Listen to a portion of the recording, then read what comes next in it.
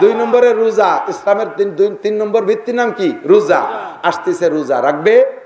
জোরে বলেন, রাখবেন? ঠিক আছে তো? রমজানে তারাবি পড়বেন তো? কারা কারা? নারে তাকবীর! আল্লাহ আমাদেরকে তারাবি সুস্থভাবে মসজিদে পড়ার তৌফিক দাও। রমজানের রোজা সুস্থভাবে রাখার তৌফিক দাও। আল্লাহ আমরা তারাবির নামাজ বা জামাত পড়তে পারি, তৌফিক দাও। আল্লাহ কবুল করো। হ্যাঁ, কয় যে আল্লাহ যদি তুমি আমার 1 কোটি টাকা দাও তাহলে তোমার 25 লাখ দেব। আল্লাহরে মানে ধর্মের কাজে 25 লাখ টাকা দেবে।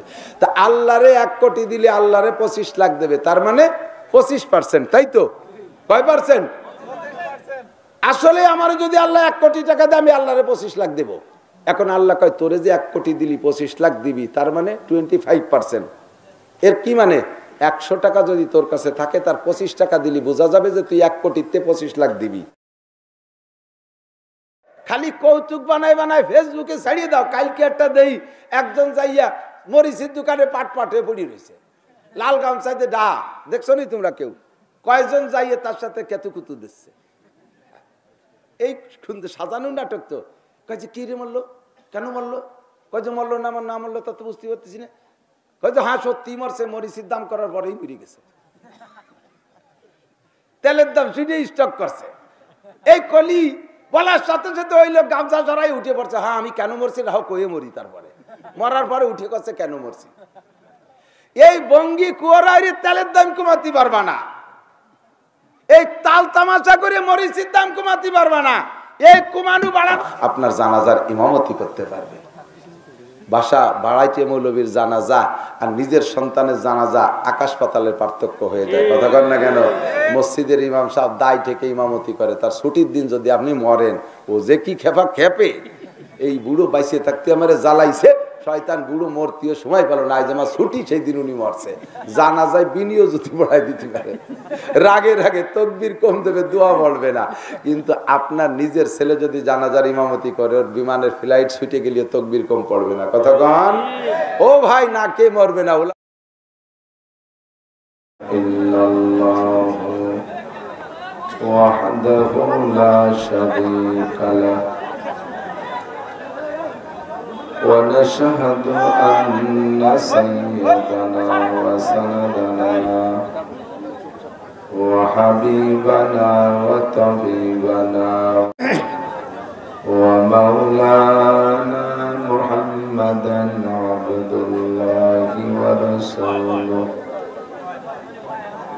صلى الله تعالى عليه وعلى آله وأصحابه وبارك وسلم تسليما كثيرا.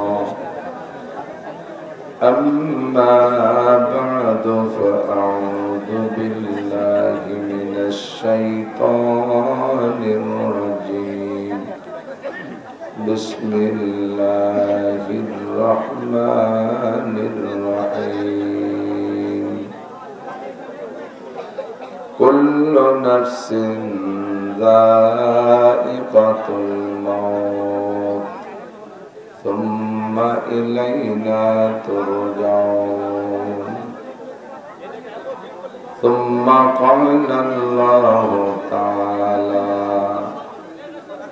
يا أيها الذين آمنوا ادخلوا في السلم كافة ولا تتبعوا خطوات الشيطان إنه لكم عدو مبين. وقال تعالى يا أيها الناس اتقوا ربكم. وقال الله تعالى يا أيها الذين آمنوا اتقوا الله حق تقاته ولا تموتن إلا وأنتم مسلمون. صدق الله مولانا العظيم. وقال النبي صلى الله عليه وسلم بني الإسلام على 5 شهادة أن لا إله إلا الله وأن محمدا عبده ورسوله وأن تقيم الصلاة وتؤتي الزكاة وتصوم رمضان وتحج البيت إن استطعت إليه سبيلا أو كما قال عليه الصلاة والسلام سبحانك لا علم لنا إلا ما علمتنا إنك أنت العليم الحكيم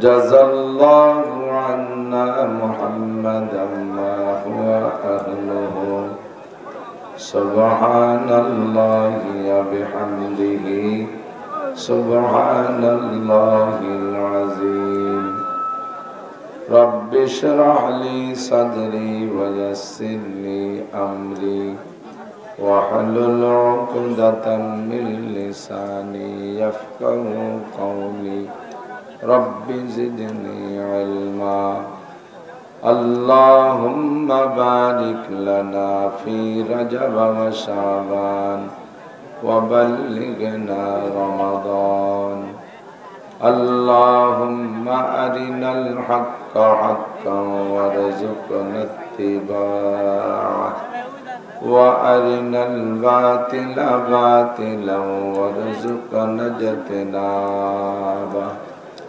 সকলে বলি আমিন। এই সাউন্ড আপ ডাউন করো, সাউন্ড বাড়া, মাইক্রোফোনে সাউন্ড নেই, একভাবে রেখে দেবে, একবার কমাবা একবার বাড়াবা, আমি মুখ কাছাইলে কমাবা আবার সরালি বাড়াবে পারবে না, কৌশল বাধ্য। চিল্লেতে চিল্লেতে আমার ব্যাটারিতে জোর নেই, তোমাকে ব্যাটারিতে কথা বলো।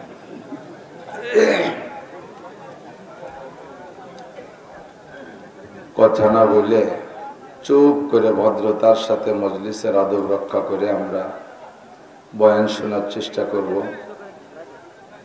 আপনারা যত নীরব হবেন, নিস্তব্ধ হবেন, শান্ত হবেন, আগ্রহী হবেন, আল্লাহর রহমত তত বেশি আসবে।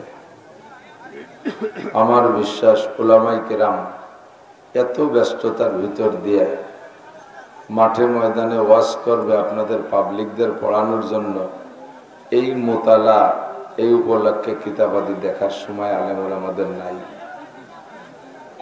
এখানে বসার পরে আল্লাহ পাক রব্বুল আলামিন কথা শিখাই দেয়, একটার পর একটা কথা আল্লাহ শিখাই দেয়।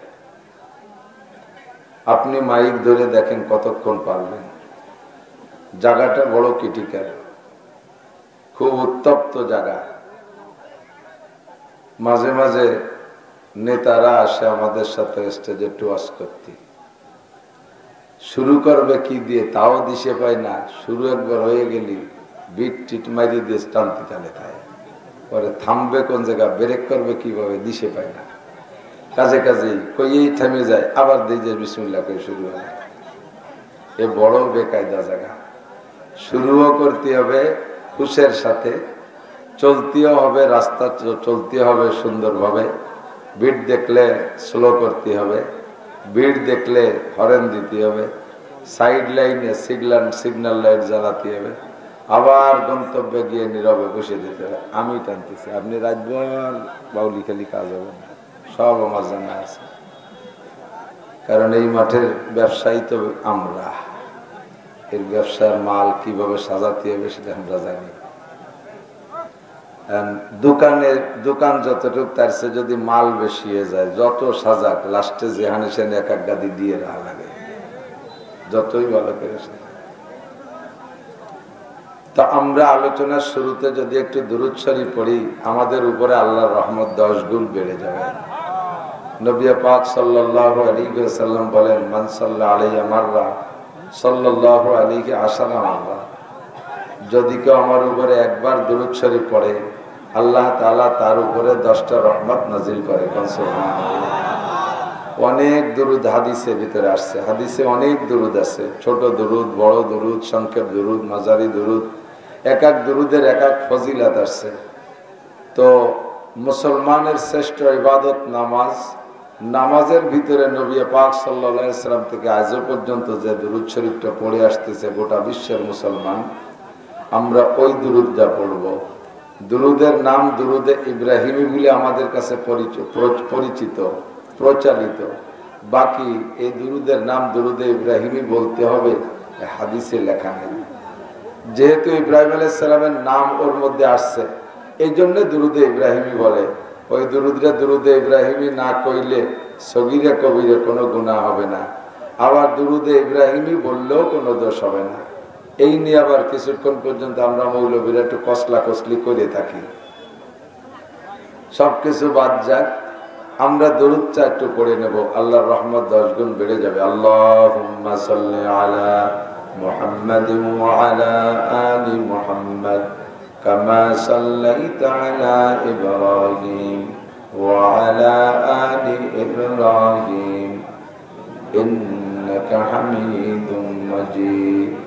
আল্লাহুম্মা বারিক আলা মুহাম্মাদিন ওয়া আলা আলি মুহাম্মাদ كما باركت على إبراهيم وعلى آل إبراهيم إنك حميد مجيد। বলরামপুর মসজিদুল শিখর এর উদ্যোগে আয়োজিত ৬ষ্ঠ বার্ষিক ওয়াজ মাহফিল। অধ্যকার মাহফিলের সম্মানিত সভাপতি, অত্র মসজিদের সুযোগ্য ইমাম ও খতিব সাহেব, মাহফিল পরিচালনা কমিটির উলামায়ে কেরাম সহ সকল সদস্যবৃন্দ, এ অঞ্চলের অন্যান্য উলামায়ে কেরাম, আইম্মায়ে মাসাজিদ, মাদ্রাসার আজিজ আমতোলাবা, প্রাণপ্রিয় দেশবাসী, আল্লাহ তাবারক ওয়া তাআলার শাহী দরবারে শুকর আদায় করে নেই যে আল্লাহ পাক রব্বুল আলামিন এখনো পর্যন্ত আমাদের অন্তরের ভিতরে দ্বীনের মহব্বত, আল্লাহর মহব্বত, রাসূল সাল্লাল্লাহু আলাইহি ওয়াসাল্লামের মহব্বত ও ভালোবাসা রেখেছেন, এবং সেই ভালোবাসা আর দরদ আর মহব্বত নিয়ে যে কোনো জায়গা মাহফিলের নাম শুনলে আমরাই পঙ্গপালের মতো ছুটে চলে আসি। বিশ্বব্যাপী বাধা বিপত্তি, আন্তর্জাতিক খ্যাতি সম্পন্ন মহামারী করোনা এ আমাদেরকে অনেক বাধাগ্রস্ত করেছিল। করোনাকে আল্লাহ তাআলা দুনিয়ার থেকে হয়তো বা তাড়িয়ে দিয়েছে, বিশ্বাস যে কোনো ভাবে তার হাত থেকে আমাদেরকে মুক্তি দিয়েছে, বাঁচায় রেখেছে, সুস্থ রেখেছে, এবং তার সেই বদনামের জুজুবুড়ির ভয়ের হাত থেকে বাঁচাইয়া এখন মুক্ত মনে মাহফিলগুলো করার সুযোগ করে দিয়েছেন। সকলে বলি আলহামদুলিল্লাহ। এই যে মাহফিল আজকে এখানে হবে, এই মাহফিলটাও আল্লাহ পাক রব্বুল আলামিনের কুদরতি কলমে আগের থেকে লেখা আছে না নাই? সব আছে। আগামীকালকের মাহফিলও লেখা আছে, কিয়ামত পর্যন্ত, জান্নাত জাহান্নাম পর্যন্ত, পরকালে সবকিছু আল্লাহ পাক রব্বুল আলামিন অ্যাডভান্স সব লিখে রেখেছে। এই মাহফিলের জায়গা কতটুক হবে আর লোক কত হবে এটা আল্লাহ আগের থেকে জানে কিনা? ঈশান নামাজের সময় আসছি আমি, এসে এই জায়গা দেখি আমার তো পরানে পানি নেই। মসজিদে অল্প কয়েকজন মুসল্লি, উঁচু নিচে আগান বাগান সব খালি, এরা এত বড় ফাঁকা মাঠ বানাইছে কে? কিন্তু এত অল্পক্ষণের ভিতরে আপনারা কোত্থেকে চলে আসছেন, আল্লাহ পাক আপনাদেরকে কবুল করুন, বলেন আমিন। এই মজলিসে জাগার সংকুলন হবে না এটাও আল্লাহ জানে, যাই না। কোরআন শরীফে একটা আয়াত সেট করে রাখছে যে বাংলায় ওয়াজ করলে তো মানুষে শুনতে বুঝতে চায় না, মানতে চায় না, আর কোরআন শরীফের আয়াত কইয়া তর্জমা কইলে মানুষের ভিতরে, মুমিনের ভিতরে একটা ভয় চলে আসে। ওয়াইজা তুলিয়াত আলাইহিম আয়াতুহু যাদাতহুম ঈমানা। মুমিনের যে কতগুলো গুণ আছে তার ভিতরে একটা হলো কোরআন শরীফের আয়াতের তিলাওয়াত এবং তর্জমা শুনলে তাদের অন্তরটা কেঁপে ওঠে এবং তাদের ঈমান বেড়ে যায়। সুবহানাল্লাহ। এজন্য আল্লাহ পাক সব কিছুর জন্য কোরআন শরীফের ভিতরে আয়াত রেখে দিয়েছে। আল্লাহ বলেন ওয়াইদা কিলা লাকুম তাফাসসাহু ফিল মাজালিস, যখন তোমাদেরকে বলা হবে যে মজলিসে জায়গায় সংকুলন হচ্ছে না, বহিরাগতদেরকে একটু জায়গা করে দাও। যদি তোমাদেরকে বলা হয়, আল্লাহ বলেন ফাফসাহু, বান্দা দেরি করো না, একটু 1 ইঞ্চি আগাইলেও আগাও, যাতে 5 জনের 10 জনের 10 ইঞ্চি আগাইলে একটা লোকের জায়গা হয়ে যায়। দাও ফাফসাহু, একটু জায়গা করে দাও আগাইলে। আমার সুন্দর জায়গাটা ছাড়িয়ে দিয়ে সামনে মাটির মধ্যে, ধুলোর মধ্যে ভিজে জায়গা, ঠান্ডা জায়গা গেলে আমারে আল্লাহ কি দেবে? এর একটা ভালো বোঝ না পাইয়ে তো বাঙালি জায়গা ছাড়তে রাজি না। গ্রামের জায়গা ছাড়িয়ে দেবো তোমারে, যদি আমারে মাগুরা 2 হাত কিনে দাও তাহলে আমি এই জায়গা ছাড়বো। ভালো একটা ব্যবস্থা না হইলে তো কেউ জায়গা ছাড়তে চায় না। আল্লাহ পাক তাও জবাব রেখেছেন, ইয়াফসাহিল্লাহু লাকুম, তুমি এই বলরামপুরের জায়গা ছেড়ে দাও, তোমাকে আমি জান্নাতের জায়গা দেব। তাই বলে ছাড়ি দিয়ে বাড়ি চলে যেতে চাই না যেন কেউ, যে তা ঠিক আছে বসো তোমরা, আমরা গেলাম, আমরা বেহেশতের দিক যাই। বেহেশতের জায়গায় এমনি আপনার জন্য দলিল হবে। তো আল্লাহ পাকের এই হুকুমটা কি একটু পালন করার মতো একটু ভাগ আছে মাঝে? একটু নাড়াচাড়া দিলে হুজুর বলেন, বলার পরে যারা আগাইলা না, আগানওয়ালাদের সে আগানওয়ালারা 500 বছর আগে বেহেশতে যাবে। হুজুর আবার বললেন, দেখে যে যথেষ্ট আগাইছে, আরো জায়গা লাগবে, কয় আর একটু আগাও। কইলে আর একটু আগানোর চেষ্টা করছে, মিশে গেছে সমান সমান। কথা না বলি, কথা শুনবেন, চুপচুপ করে আগাবেন। এরপরে 3 নম্বর বার হুজুর আবারও বললেন, আর একটু পারো নাকি দেখো দি, এবার আগানোর আর জায়গা নেই। তো চেষ্টা করে এর মতো জোল দিছে, দেখি আগায় নাকি, একটু নড়ে নাকি। হুজুর এটাও লক্ষ্য করে বলেন, আমি 3 নম্বর বার যাদেরকে আগাইতে বলছি এদেরও একটা ফজিলত আছে। প্রথমবার বললে যারা আগাইছো তারা না আগানোলাদের চেয়ে 500 বছর আগে জান্নাতে যাবা। দ্বিতীয়বার বললে যারা আগাইছো তারা না আগানোলাদের চেয়ে 400 বছর আগে জান্নাতে যাবা। তৃতীয়বার বললে আগানোর জায়গা নাই, একটু ঝাঁকিতে চেষ্টা করছো, তারাও না ঝাঁকাওয়ালাদের চেয়ে 300 বছর আগে জান্নাতে যাবা। মজলিসটা এমনই বরকতি জায়গা, আজকে কিছুক্ষণের জন্য যে জায়গা ঝাঁকিতে নেকি, যত ঝাঁকি তত নেকি। তাই বললে যেন নিজেরা মারামারি বাদা ঝাঁকাঝাঁকি করবেন না, শান্তভাবে কথা শুনতে হবে। দ্রুত বসে পড়তে হবে, এই কোনায় যারা তারা নিচে হয়ে বসে পড়তে হবে। কি জ্বালা, একটু জায়গায় মাহফিল মিলেনি কি এত দূর সব পোস্টার মাইকিং, একটু অল্প জায়গার মধ্যে খুললে ভালো হতো না? লোক কম হতো। বসেন যুবকরা বসো, শোনা তাড়াতাড়ি বসো। আমার শরীর স্বাস্থ্য ভালো নাই, এত আর আপনারা শুনবেন না। আপনারা আমাদের কাছে দাবি যে বক্তা মরুক আর বাসুক, আমাদের মাহফিলে পরিপূর্ণ ওয়াজ করতে হবে। মরলেও স্টেজে এসে মরবে, পথে ঘাটে যেন না মরে, এটা শ্রোতা এবং কর্তৃপক্ষের দাবি। আল্লাহ পাক আমাকে এ পর্যন্ত এবছরও ওয়াদা খিলাফ করাই নেই। বহুত কষ্ট করে দিনের বেলা সিলেট, আগের রাত্রে ফরিদপুর, পরের দিন দিনের বেলা সিলেটের মৌলভীবাজার, আবার রাত্রে এসে ঢাকায় মাহফিল। কি করে সম্ভব? বিমানে ফ্লাইট নিয়েও দৌড়তি যান শেষ। এভাবে এখনো পর্যন্ত ওয়াদা খিলাফ হয়নি আলহামদুলিল্লাহ। আর 18, 19, 20 দিন আছে রোজার আগে, কয়েকদিনই প্রত্যেক দিন 2টা করে মাহফিল আছে। তা আমি সাধ্য অনুযায়ী চেষ্টা করে আসার জন্য, কিন্তু কত কুলায়। 23শে সেপ্টেম্বর থেকে শুরু করছে, আর আজ পর্যন্ত ঝড় বৃষ্টি কোনো মুহূর্তে আমার কোনো মাহফিল ক্যান্সেল হয়নি। এক জায়গা মিস হয়ে গেলে তারা পারে নাই, আর এক জায়গা থেকে সেটা নিয়ে এনেছে, আমার কোনোদিন খালি যায়নি। রাজনৈতিক প্রেক্ষাপটে অনেক বক্তাদের মাহফিল মিস, করোনার কারণে মিস, কিন্তু কোনোভাবে আমারগুলো মিস হয় নাই। অনেকে বদনাম দেয় যে হা বসছি গোপালগঞ্জ বাড়ি, তো এই জন্য তোমার তো মিস যাবে কেন? সে কারণে হোক আর যে কারণেই হোক, আল্লাহ পাক আমাকে মাঠে রেখেছেন। আপনাদের দোয়া, যে পরিমাণ পরিশ্রম, মনে করেন যে আরামের গাড়িতে আসে, ডাটে সাটে খায়, পকেট ভরে টাকা নিলি তো সব কষ্ট মিটে যায়, তার আবার অশান্তি কিসের থেকে? 10টা দিন সাথে থাকেন, ডায়াবেটিস হয়ে যাবে। 10টা দিন সাথে থাকেন, মোটারা হার্ট বেড়ে যাবে, প্রেশার বেড়ে যাবে, কাবুরা প্রেশার লো হয়ে যাবেন। এত পরিশ্রম সত্যই এখানে আসলে আল্লাহ তাআলা খাস রহমতে বক্তাদেরকে সাহায্য করে। আবার 3টে মাদ্রাসা চালাইতে হয়, কওমি মাদ্রাসা, মাদ্রাসার নির্দিষ্ট কোনো আয়ের উৎস নেই, সরকারি কোনো অনুদান নেই, জনগণের কাছ থেকে ভিক্ষা খয়রাত করে যা পাই আর নিজের এই রক্ত পানি করা টাকার থেকে সিংহভাগ আল্লাহ পাক আমার থেকে মাদ্রাসায় নিয়ে নেয়। আমি তার জন্য লাখো কোটি শুকর আদায় করি, আলহামদুলিল্লাহ। আল্লাহ ইয়ামুন্নুনা আলাইকা নাসলামু কুল্লা তামুন্নু আলাইয়া ইসলামাকুম বালিল্লাহু ইয়ামুন্নু আলাইকুম আন হাদাকুম লিল ঈমান। কাফেরের থেকে মুসলমান হইয়া মুসলমানদের ভিতরে বড় বড় মোটা মোটা এক শ্রেণীর সাহাবা যারা নগদে কিছুদিন আগে কাফের ছিল, কাফেরদের ভিতরে তাইকা লিডারি করত, নেতৃত্ব দিত, মস্তানি করত, সবে মাত্র মুসলমান হইয়েই তো তারা একেবারে মাটি হয়ে যায় নাই। সেই জাতীয় স্বভাব তো কিছু কিছু থাকে। আর দুনিয়াদারদের স্বভাব হলো ইউহিব্বুনা ইউহমাদু বিমা লাম ইয়াফআলু। দুনিয়াদারদের স্বভাব হলো ভালো কিছু কাজ করুক, করতে পারুক আর না পারুক, যা না করবে তারও প্রশংসা চায়। আর যেটুক করে তার প্রশংসা তো চাই। 1000 টাকা দিলে 3 বার তার নাম না করলে পরের বার একটাও দেয় না। এই খালি মারহাবা আর সুপ্রশংসা চায়। যদি উম্মতে প্রশংসা করে তো ভালো, না করলে পারে নিজে মাইক ধরে আমি এটা করেছি, ওটা করেছি, সেটা করেছি, এদেশের যত যা কিছু করেছি, আগামীবার সুযোগ দেন, দেখেন কি করে চালিয়ে দেই।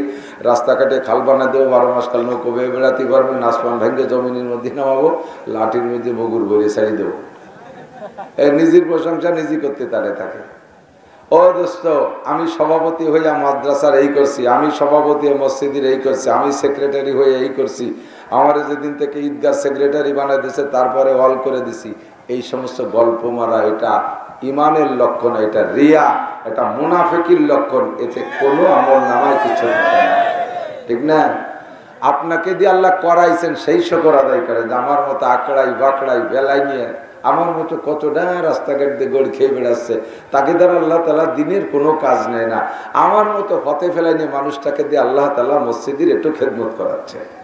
কথা কন তো। সাহাবায়ে কেরামদের মধ্যে নতুন নতুন কিছু সাহাবা নব মুসলিম আইসে হুজুরকে বলতেছেন, হুজুর আগে আপনি দুর্বল ছিলেন, এখন আমরা মুসলমান হওয়ার পরে দেখেছেন আপনার হাত কি শক্তিশালী হয়েছে, আমরা মুসলমান হওয়ার পরে আমরা এটা করছি ওটা করছি ইত্যাদি ইত্যাদি গল্প দেয়।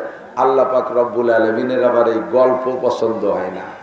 আল্লাহ কয় আমার সামনে যদি কেউ কয় যে আমি শব্দটাই আমার শুনতে ভালো লাগে না, যার কারণে আমি কে আরবিতে বলা হয় আনা। আমির আরবি কি আনা।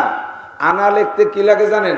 আলিফ নুন আলিফ, আলিফ জবর আ, হামজা জবর আ, নুন আলিফ জবর না, এতে মধ্যে তবাই এক আলিফ টানতে হয় আনা। কিন্তু কোরআন শরীফের কোন জায়গায় আনারে টানা নিষেধ। কারণ আনা মানে আমি কয়ে টান দিলে ভিতরে একটা অহংকার আসে। আল্লাহ কয় ওইটুকু আমার শুনতে মনে চায় না। তুমি কি তোমার আমি না বানালি পরে তুমি আনা, তুমি একা নাও না, হুটুয়া নাও না, ঠিক না? এই আনারে টানা নিষেধ কেন? টান দিলে অহংকার আসে। এই জন্য ওরা মুক্তাসার পড়তে হয়, কুল ইন্নামা আনা বাশারুম মিথলুকুম। আনাকে টানা যাবে না, অথচ ওখানে মধ্যে তবাই একালিফ টান আছে। আল্লাহ বলেন আমি শব্দটা মোটে আমার ভালো লাগে না। আমি শব্দটা বলার অধিকার রাখি একমাত্র আমি আল্লাহ, ঠিক না? আল্লাহ বলতে পারে আমি আসমান বানাইছি, আমি জমিন বানাইছি, আমি সূর্য বানাইছি, আমি চন্দ্র বানাইছি, আমি দেশের উন্নয়ন দিয়েছি, মানব জাতি সৃষ্টি করেছি আমি, গোটা মখলুকাতের সৃষ্টিকর্তা আমি, এদেশে শান্তি দিয়েছি আমি, অশান্তি দিয়েছি আমি, ক্ষমতা দিয়েছি আমি, কেড়ে নেই আমি। এই সব আমি কে? ধরে বলেন কে?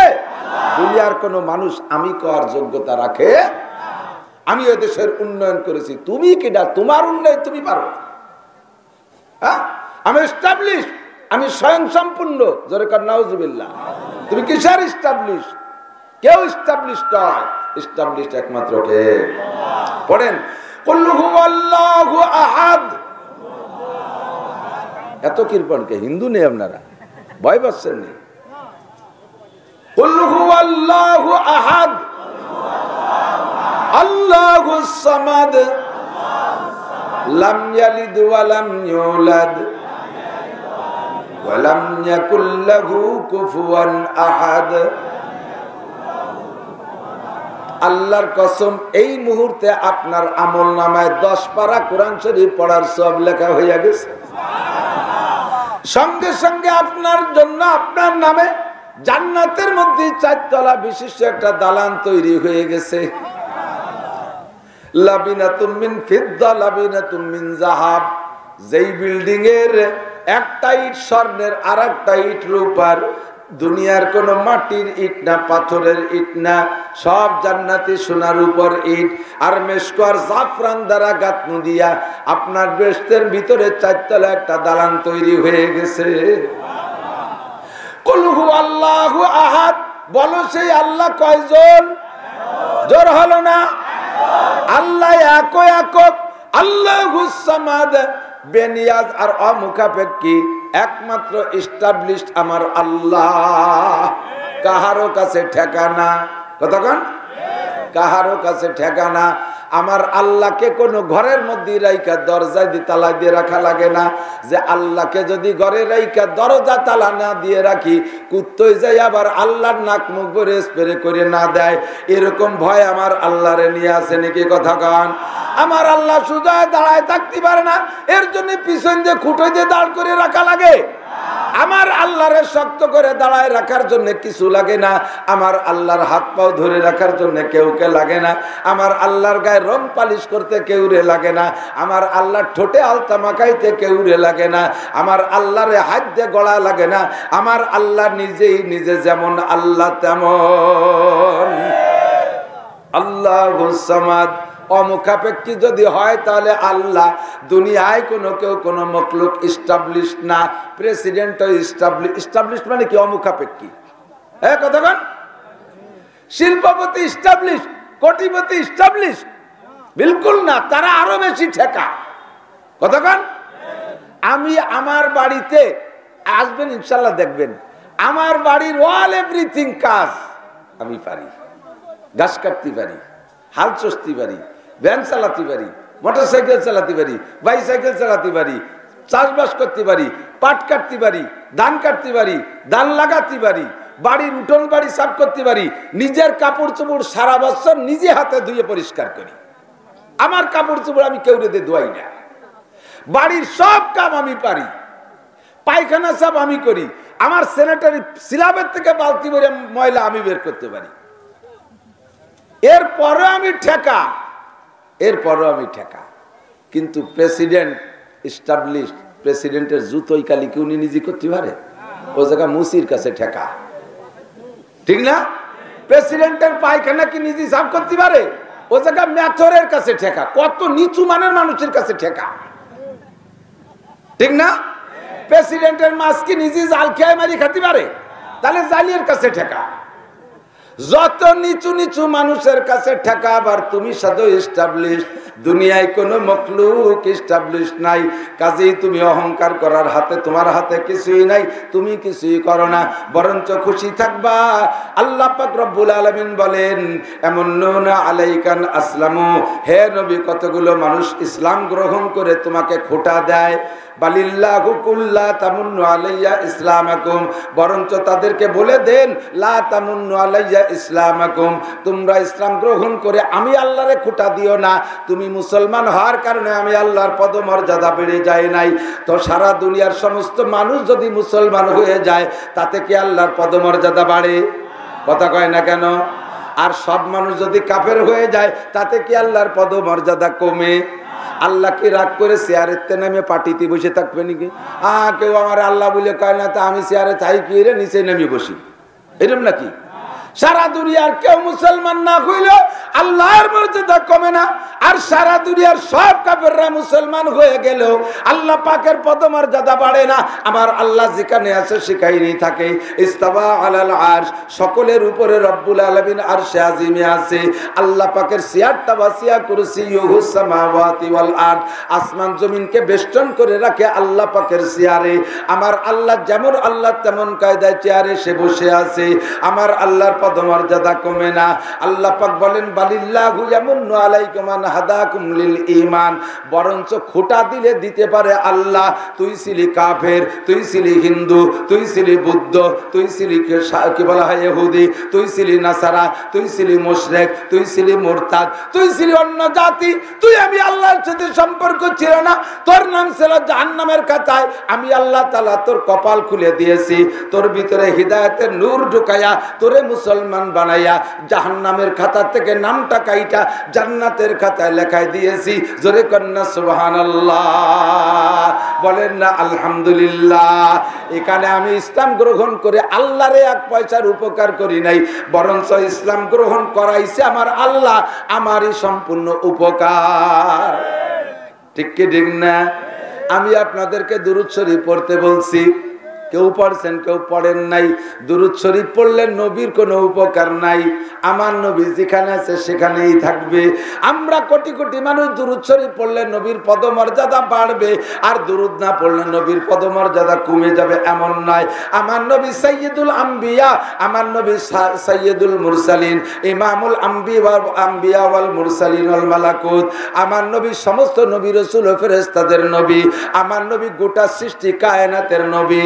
কেউ যদি কলেমা নাও পড়ে তাও নবী, কেউ যদি দুরূদ নাও পড়ে তাও আমার নবী তার জায়গায় ঠিক আছে, কথা বলেন। তবে আমি আপনি দুরূদ পড়লে নবীর যতটুকু লাভ হবে আর না হবে তার চাইতে লাভ আমার হবে বেশি। দুরূদ পড়ার সঙ্গে সঙ্গে আপনার উপরে আসমান থেকে নতুন করে 10টা রহমত নাজিল হবে।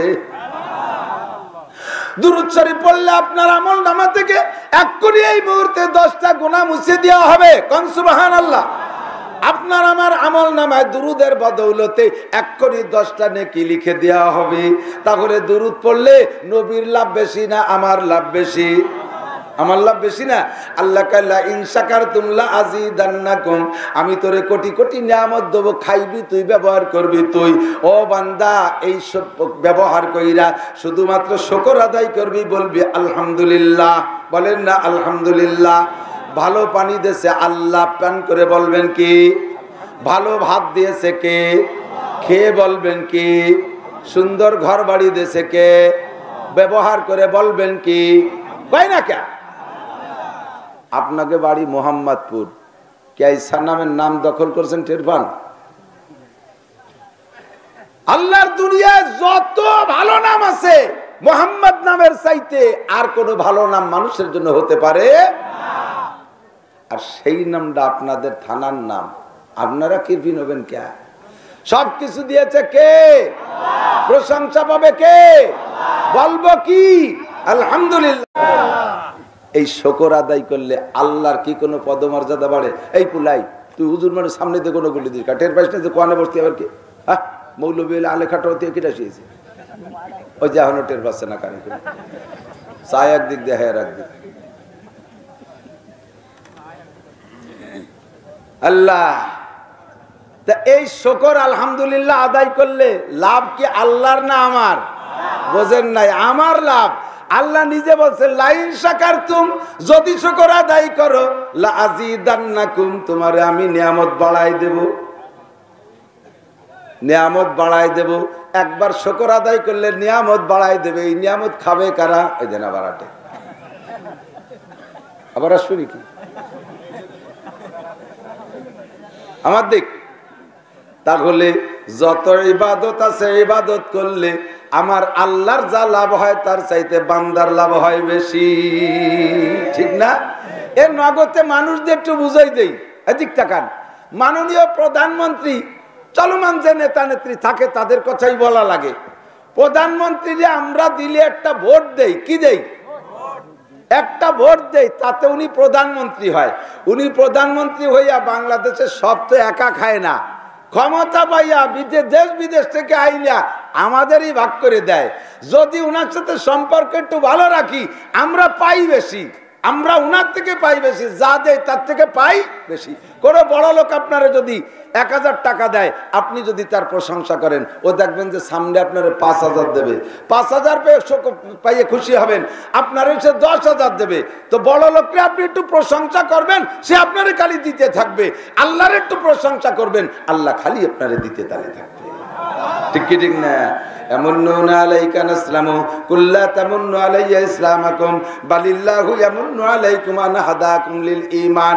আমার আল্লাহকে খোঁটা দেওয়ার কিছু নাই, আমি এটা করছি ওটা করছি সেটা করছি এই বলে বলার কিছুই নাই, বরঞ্চ খুশি থাকবো যে আমার মতো একজন ক্ষুদ্র মানুষকে দিয়া আল্লাহ তাআলা লক্ষ লক্ষ মানুষের হজ করায়, আমার মতো একজন নালায়েকরে দিয়ে আল্লাহ তাআলা একটা ঈদগাহ চালায়, আমার মতো ক্ষুদ্র একটা মানুষকে দিয়ে এমন সুন্দর একটা মাহফিল বানায়, আমার মতো অযোগ্যরে দিয়ে আল্লাহ তাআলা মসজিদ বানায়, আমার মতো মূর্খরে দিয়ে আল্লাহ তাআলা মাদ্রাসা বানায়, আমার মতো নালায়েকরে দিয়ে আল্লাহ তাআলা একটা ওয়ার্ড চালায়, আমার মতো অযোগ্যরে দিয়ে আল্লাহ তাআলা একটা ইউনিয়ন চালায়। এটা আমাকে আল্লাহ কাজে লাগায়, শুকর পাবে কে?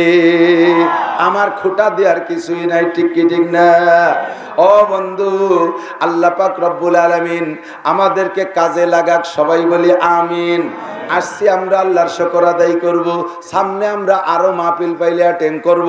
এখান থেকে একটা একটা কথা নেওয়ার চেষ্টা করবেন। আমার সোনালক্ষ্মী দিক তাকান, আমার বাপ ও ভাইরা আমার দিক তাকান।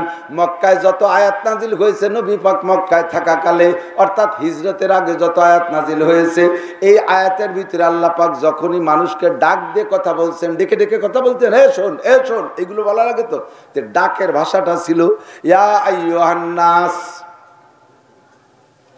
ইয়া আইয়ুহান নাস, হে মানব জাতি। হিন্দু মানুষ, বুদ্ধ মানুষ, কাফের মানুষ, মুসলমান মানুষ, মুমিন মানুষ, মুশরিক মানুষ, ইহুদিও মানুষ, নাসারা মানুষ, গোটা মানব জাতিকে ডাক দিয়ে আল্লাহ বলেন ইয়া আইয়ুহান নাস। মক্কায় থাকতে আল্লাহ পাক, নবী পাক মক্কায় থাকাকালে আল্লাহ যত ডাকের শব্দ ব্যবহার করেছেন ইয়া আইয়ুহান নাস বলে ডাক দিয়েছেন। যখন নবী মদিনায় চলে গেছেন, এরপরে যত ডাকের শব্দ ব্যবহার করেছে, ও জায়গা আল্লাহ সুর পাল্টাই দিয়ে, ভাষা পাল্টাই দিয়ে বলে ইয়া আইয়ুহাল্লাযীনা আমানু, হে আমার অন্ধ জগতের অটল বিশ্বাসী পাগলরা। দুনিয়ার নাম হলো অন্ধ জগৎ। অন্ধকারের মধ্যে থাকলে যেমন কিছুই দেখা যায় না, দুনিয়ায় থাকা অবস্থায় এরকম যা দেখা দরকার আসল জিনিস তা দেখা যায় না। দুনিয়ায় বসে আল্লাহরে দেখা যায় না, কতক্ষণ যায়? দুনিয়া বসে আল্লাহরে দেখা যায়, আখিরাতে আল্লাহকে দেখা যাবে কি যাবে না? আল্লাহ নবী বলেন তারাউনা রাব্বাকুম কামা তারাউনাল কামার লাইলাতাল বাদর লা তুদামুনা লিরুইয়াতিহি। তোমরা হাসরের মাঠে যে মুমিনরা আল্লাহ পাককে দেখতে পারবা। কেমন দেখতে পারবা? পরিষ্কার পরিচ্ছন্ন আকাশে পূর্ণিমার চাঁদটা মাথার উপরে চলে আসলে যেমন দেখতে কোনো হুজুম লাগে না, কোনো ঠেলাঠেলি ধাক্কা ধাক্কি করা লাগে না, সকলে যার যার জায়গায় দাঁড়াইয়া পূর্ণিমার চাঁদরে দেখতে পারো। হাসরের ময়দানে মুমিনরা তোমরা আল্লাহ পাক রব্বুল আলামিনকে দেখতে পারবা। কন্যা সুবহানাল্লাহ। ওই জায়গা দেখি আল্লাহ পাককে দেখার সঙ্গে সঙ্গে দুনিয়ায় যত নামাজি মুমিন ছিল, যত নামাজি মুমিন ছিল, সব আল্লাহ পাক রব্বুল আলামিনের কুদরতি কদমে সিজদায় পড়ে যাবে। দেখবেন আপনারা সিজদায় পড়ে যাবেন আপনারা। আর যারা দুনিয়া আল্লাহকে আল্লাহ বলে স্বীকার করে নাই, আল্লাহকে মুসলমান নামে মুসলমান কিন্তু নামাজ পড়ে নাই, জিন্দেগিতে দুনিয়ায় থাকতে সিজদা দেয় নাই, এই সমস্ত মানুষগুলো দাঁড়িয়েতেই সিজদায় পড়তে পারবে না, ওরা আল্লাহকে দেখতেও পারবে না। এখন যারা আল্লাহকে দেখবে তারা সুবহানাল্লাহ আল্লাহু আকবার বলে সিজদায় চলে যাবে। যারা আল্লাহকে দেখবে না একই জায়গায় থাইকা একজনে দেখবে আর আরেকজনে দেখবে না, এমন হতে পারে কি পারে না? অবশ্যই পারে। কথা বলেন, অবশ্যই পারে। দুইটা মোবাইল এক জায়গা নিয়ে দাঁড়িয়ে আছি, একই গ্রামীণ সিম, একই গ্রামীণ সিমের দুইটা মোবাইল এক জায়গা নিয়ে দাঁড়িয়ে আছি। একটা গ্রামীণ সিমের ভিতরে নেট পায় আর একটা গ্রামীণ সিমের মধ্যে নেট পায় না, এমন হয় কি হয় না? কথা বলেন, হয়। দুনিয়ায় বাস্তবেও দেখি একই জায়গায় দাঁড়াইয়া দুইজন, এক জায়গায় দুইজন শুয়ে রয়েছে, একই বিছানায় দুইজন শুয়ে রয়েছে, একজন ঘুমের মধ্যে খিলখিল করে হাসে দিয়েছে, আর একজন ঘুমের মধ্যে চিল্লাই কাঁদতেছে। একই ল্যাপের তলে সাই থাইকা দুইজন দুই রকম অবস্থা হয় কি হয় না? ঘুমের থেকে সজাগ হওয়ার পরে জিজ্ঞেস করা হলো তুই হাসলি কেন? কয় যে আমি হাসার কারণ হলো আমি দেখি যে আমি নবী পাক সাল্লাল্লাহু আলাইহি সাল্লামের সাথে একই সাথে জান্নাতুল ফেরদাউসে চলে গেছি। ভিতরে যার সাথে সাথে হুর গেলমানরা আমাকে অভ্যর্থনা জানাইতেছে, নবী পাক আমার হাতে ধরে রে ঘুরতেছে, জান্নাতের কত কিছু যে আমি খেয়ে ফেলাইছি, খুশিতে আমি হাইসা দিছি আনন্দের সাথে। ওই হাসিটা স্বপ্নের মধ্যে জাহের হইয়া গেছে। দ্বিতীয় জনটা জিজ্ঞাসা করাল তুই কাঁদলি কেন? আমি স্বপ্নে দেখি জাহান্নামের আগুনে আমারে ঘেরাও করে ফেলাইছে, জাহান্নামের আগুনের মধ্যে থেকে বিষাক্ত আগুনওয়ালা সাপ আইসা আমারে দংশন করতেছে। তাই আমি ভয়তে চিল্লাই কাইদা দিছি। একই লাপের তলে শুয়া একই কাঠের উপরে ঘুমাইয়া দুইজনে দুই রকম দেখে, একজন খুশিতে হাসে আর একজন দুঃখে কাঁদে। এমন হইতে পারে কি পারে না? বন্ধুরে, হাসরের মাঠে একই জায়গায় দাঁড়াইয়া একজনে আল্লাহকে দেখবা আর একজনে আল্লাহকে দেখতে পারবা না। আল্লাহ যার সাথে দেখা দেবে সে দেখবা, যার সাথে দেখা দেবে না সে দেখবা না। মুমিন যারা আল্লাহকে দেখা সিজদায় পড়ে যাবে, জোরে করে সুবহানাল্লাহ। বেঈমানরা দাঁড়িয়ে থাকবে। আল্লাহ নবী বলেন কাত্তাবাক, হাদিসের শব্দ কাত্তাবাক, কাঠের মতো সোজা দাঁড়ায় থাকবে, এরা হেলতে পারবে না। এ মুসলমান, আমার দিক তাকাও। সিজদায় যারা পড়ে যাবে, আল্লাহু আকবার বলে সিজদায় পড়বে, ওদের মর্যাদা দাঁড়িয়ে থাকাওয়ালারা টের পাবে, বুঝতে পারবে। আজকে যারা সিজদায় পড়ে গেছে তাদের ভিন্ন মর্যাদা হবে, ওরা টের পাবে।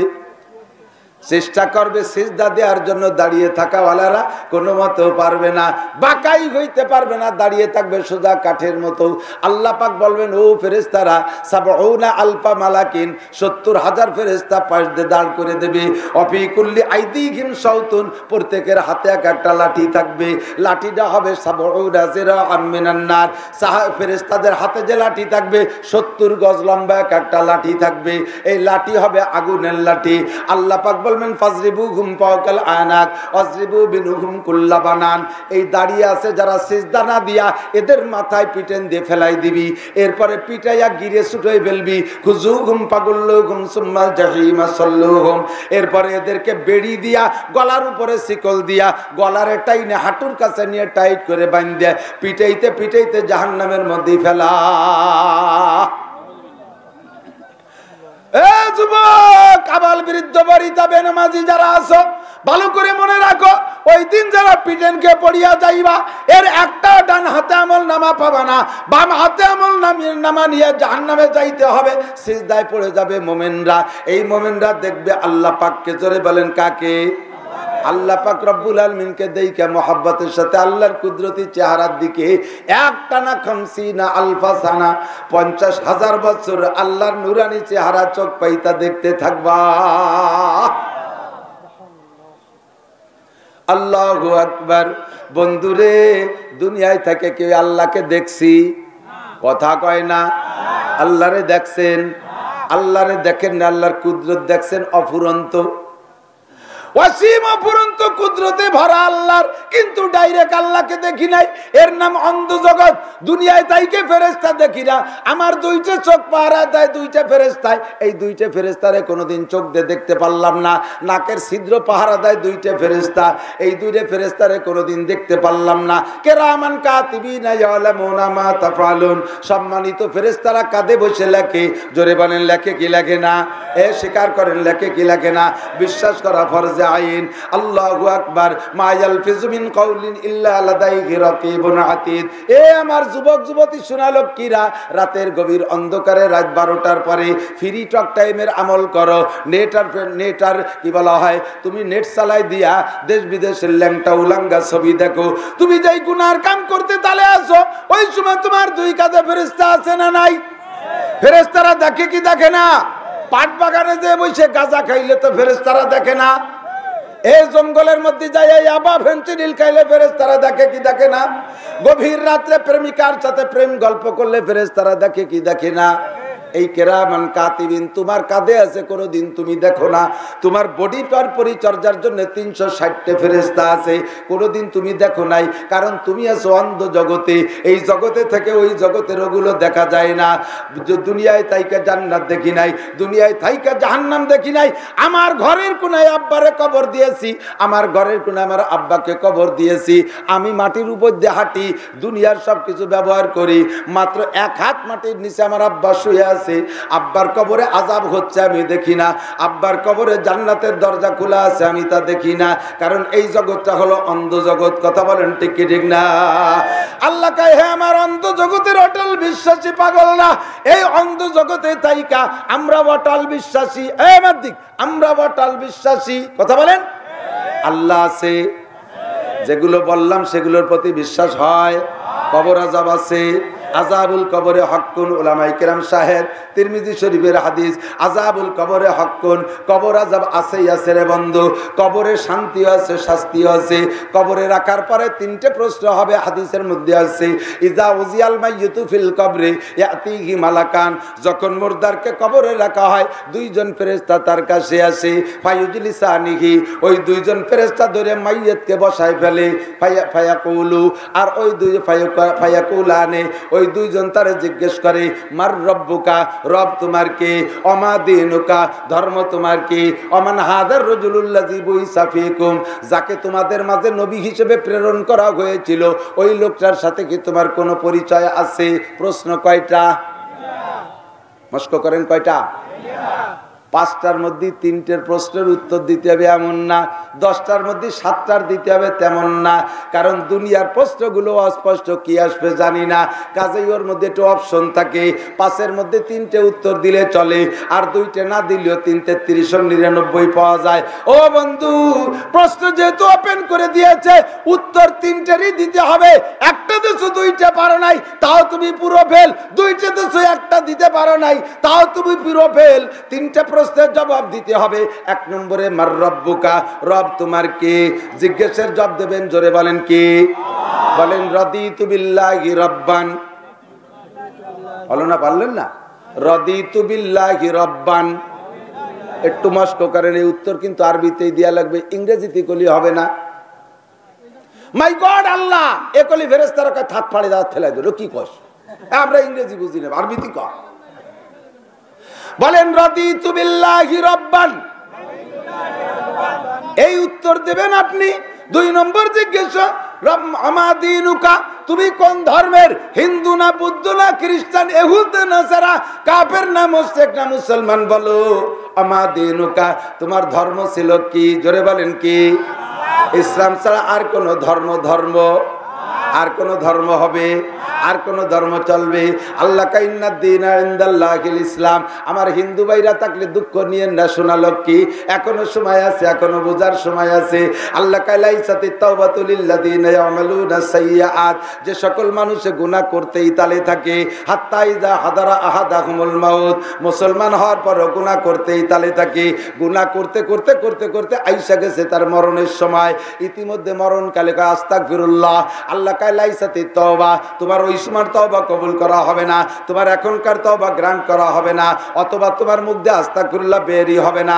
সারা জীবন বুঝে বুঝে গুনাহ করেছো, সুদ খাওয়া গুনাহ তা তুমি জানো, ঘুষ খাওয়া গুনাহ তাও তুমি জানো, জিনা করা গুনাহ তাও তুমি জানো, মদ এবা গাঁজা ফেন্সিডিল খাওয়া হিরোইন খাওয়া গুনাহ তা তুমি জানো, পরের মেয়েকে বেপরদার সাথে দেখা, পিছনে পিছনে মোটরসাইকেলে করে নাচাই বেড়ানো, এটা গুনাহ তা তুমি জানো, ফেসবুক ইউটিউবে ল্যাংটা ছবি দেখা, এগুলো গুনাহ তা তুমি জানো, এ আলঠালা জাল দলিল মিথ্যে সাক্ষী মিথ্যে মামলা, এগুলো সব গুনাহ তুমি জানো। Barak Adams, Caritas, BR division, নির্বার জাগরণী চক্র, আশা প্রশিকা গ্রামীণ ব্যাংকের সদস্য হওয়া গুনাহ তা তুমি জানো, বুঝে বুঝে গুনাহ করতেই আসো।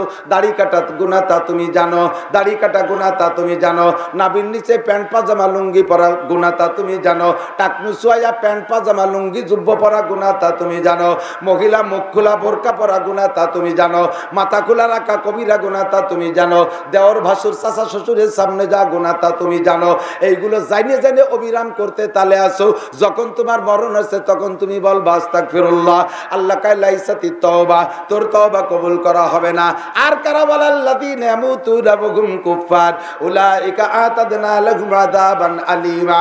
আমার মুসলমান ভাইরা থাকলে একটু লক্ষ্য করে শুনবেন, শোনালো কি রে ও দোস্ত, আল্লাহ কয় ওয়ালাল্লাযীনা ইয়ামুতুনা ওয়াহুম কুফার, আর ওই সকল মানুষের কলেমাও কবুল করা হবে না, আর তাদের তওবা কবুল করা হবে না যারা কাফের অবস্থায় জীবন শেষ করে দিয়া একেবারে মরণের আগে তুলসী তলায় যে লাইলং এলেলং পড়ে, ওদের ওই কলেমা আমার কাছে গ্রহণ হবে না। সময় থাকতে কলেমা পড়া লাগবে কি লাগবে না? ভালো করে বুঝো, আল্লাহ এক, জোরে বলেন কয়, আছে না নাই? আমরা অন্ধ জগতে তাইকা আল্লাহ পাককে বিশ্বাস করি, তাই আল্লাহ পাক আমাদেরকে বড় আদরের সাথে ডাক দেন, হে আমার অন্ধ জগতের অটল বিশ্বাসী পাগলরা, আপনারা সবাই অটল বিশ্বাসী, বলেন আলহামদুলিল্লাহ। প্রমাণ আমি আপনাদেরকে একটু দিয়ে দেই। এর ভিতরে অনেকে আছে যুবকরা নামাজ পড়ে না, আছে না নাই? শরীয়তের বিধিবিধান মানে না, আছে না নাই? অথচ মুসলমানের সন্তান, ঠিক কি ঠিক না? নিয়মিত দাড়ি কাটে, অন্যায় করে, হাজারো গুনাহ করে, কিন্তু এমন বেনামাজি ফাইলো বদমাইশ একটা মুসলমানের সন্তান, তার সামনে যদি কোনো হিন্দুর ছেলেরা আল্লাহর কোরআনে পদদলিত করে পায়ের নিচে ফেলাইয়া পাড়ায়, ও যুবক মুসলমান, তুমি কি সহ্য করতে পারবা? জোরে বলেন, পারবা? একজনও পারবে না। আমার জীবন দিয়েও হলে আমার কোরআনকে আমি রক্ষা করব। যদি আল্লাহর নবীরে কোনো কাফের মুশরিক গালি দেয়, ও যুবক মুসলমান, তুই নামাজ না পড়লেও সহ্য করতে পারবি? এর নাম হলো অটল বিশ্বাসী পাগল। আল্লাহ পাক বলেন, হে আমার অন্ধ জগতের অটল বিশ্বাসী পাগলরা, তোমাদেরকে আমি ওয়াজ করি, নসিহত করি, ওসিয়াত করি। আল্লাহ পাক কি বলেন?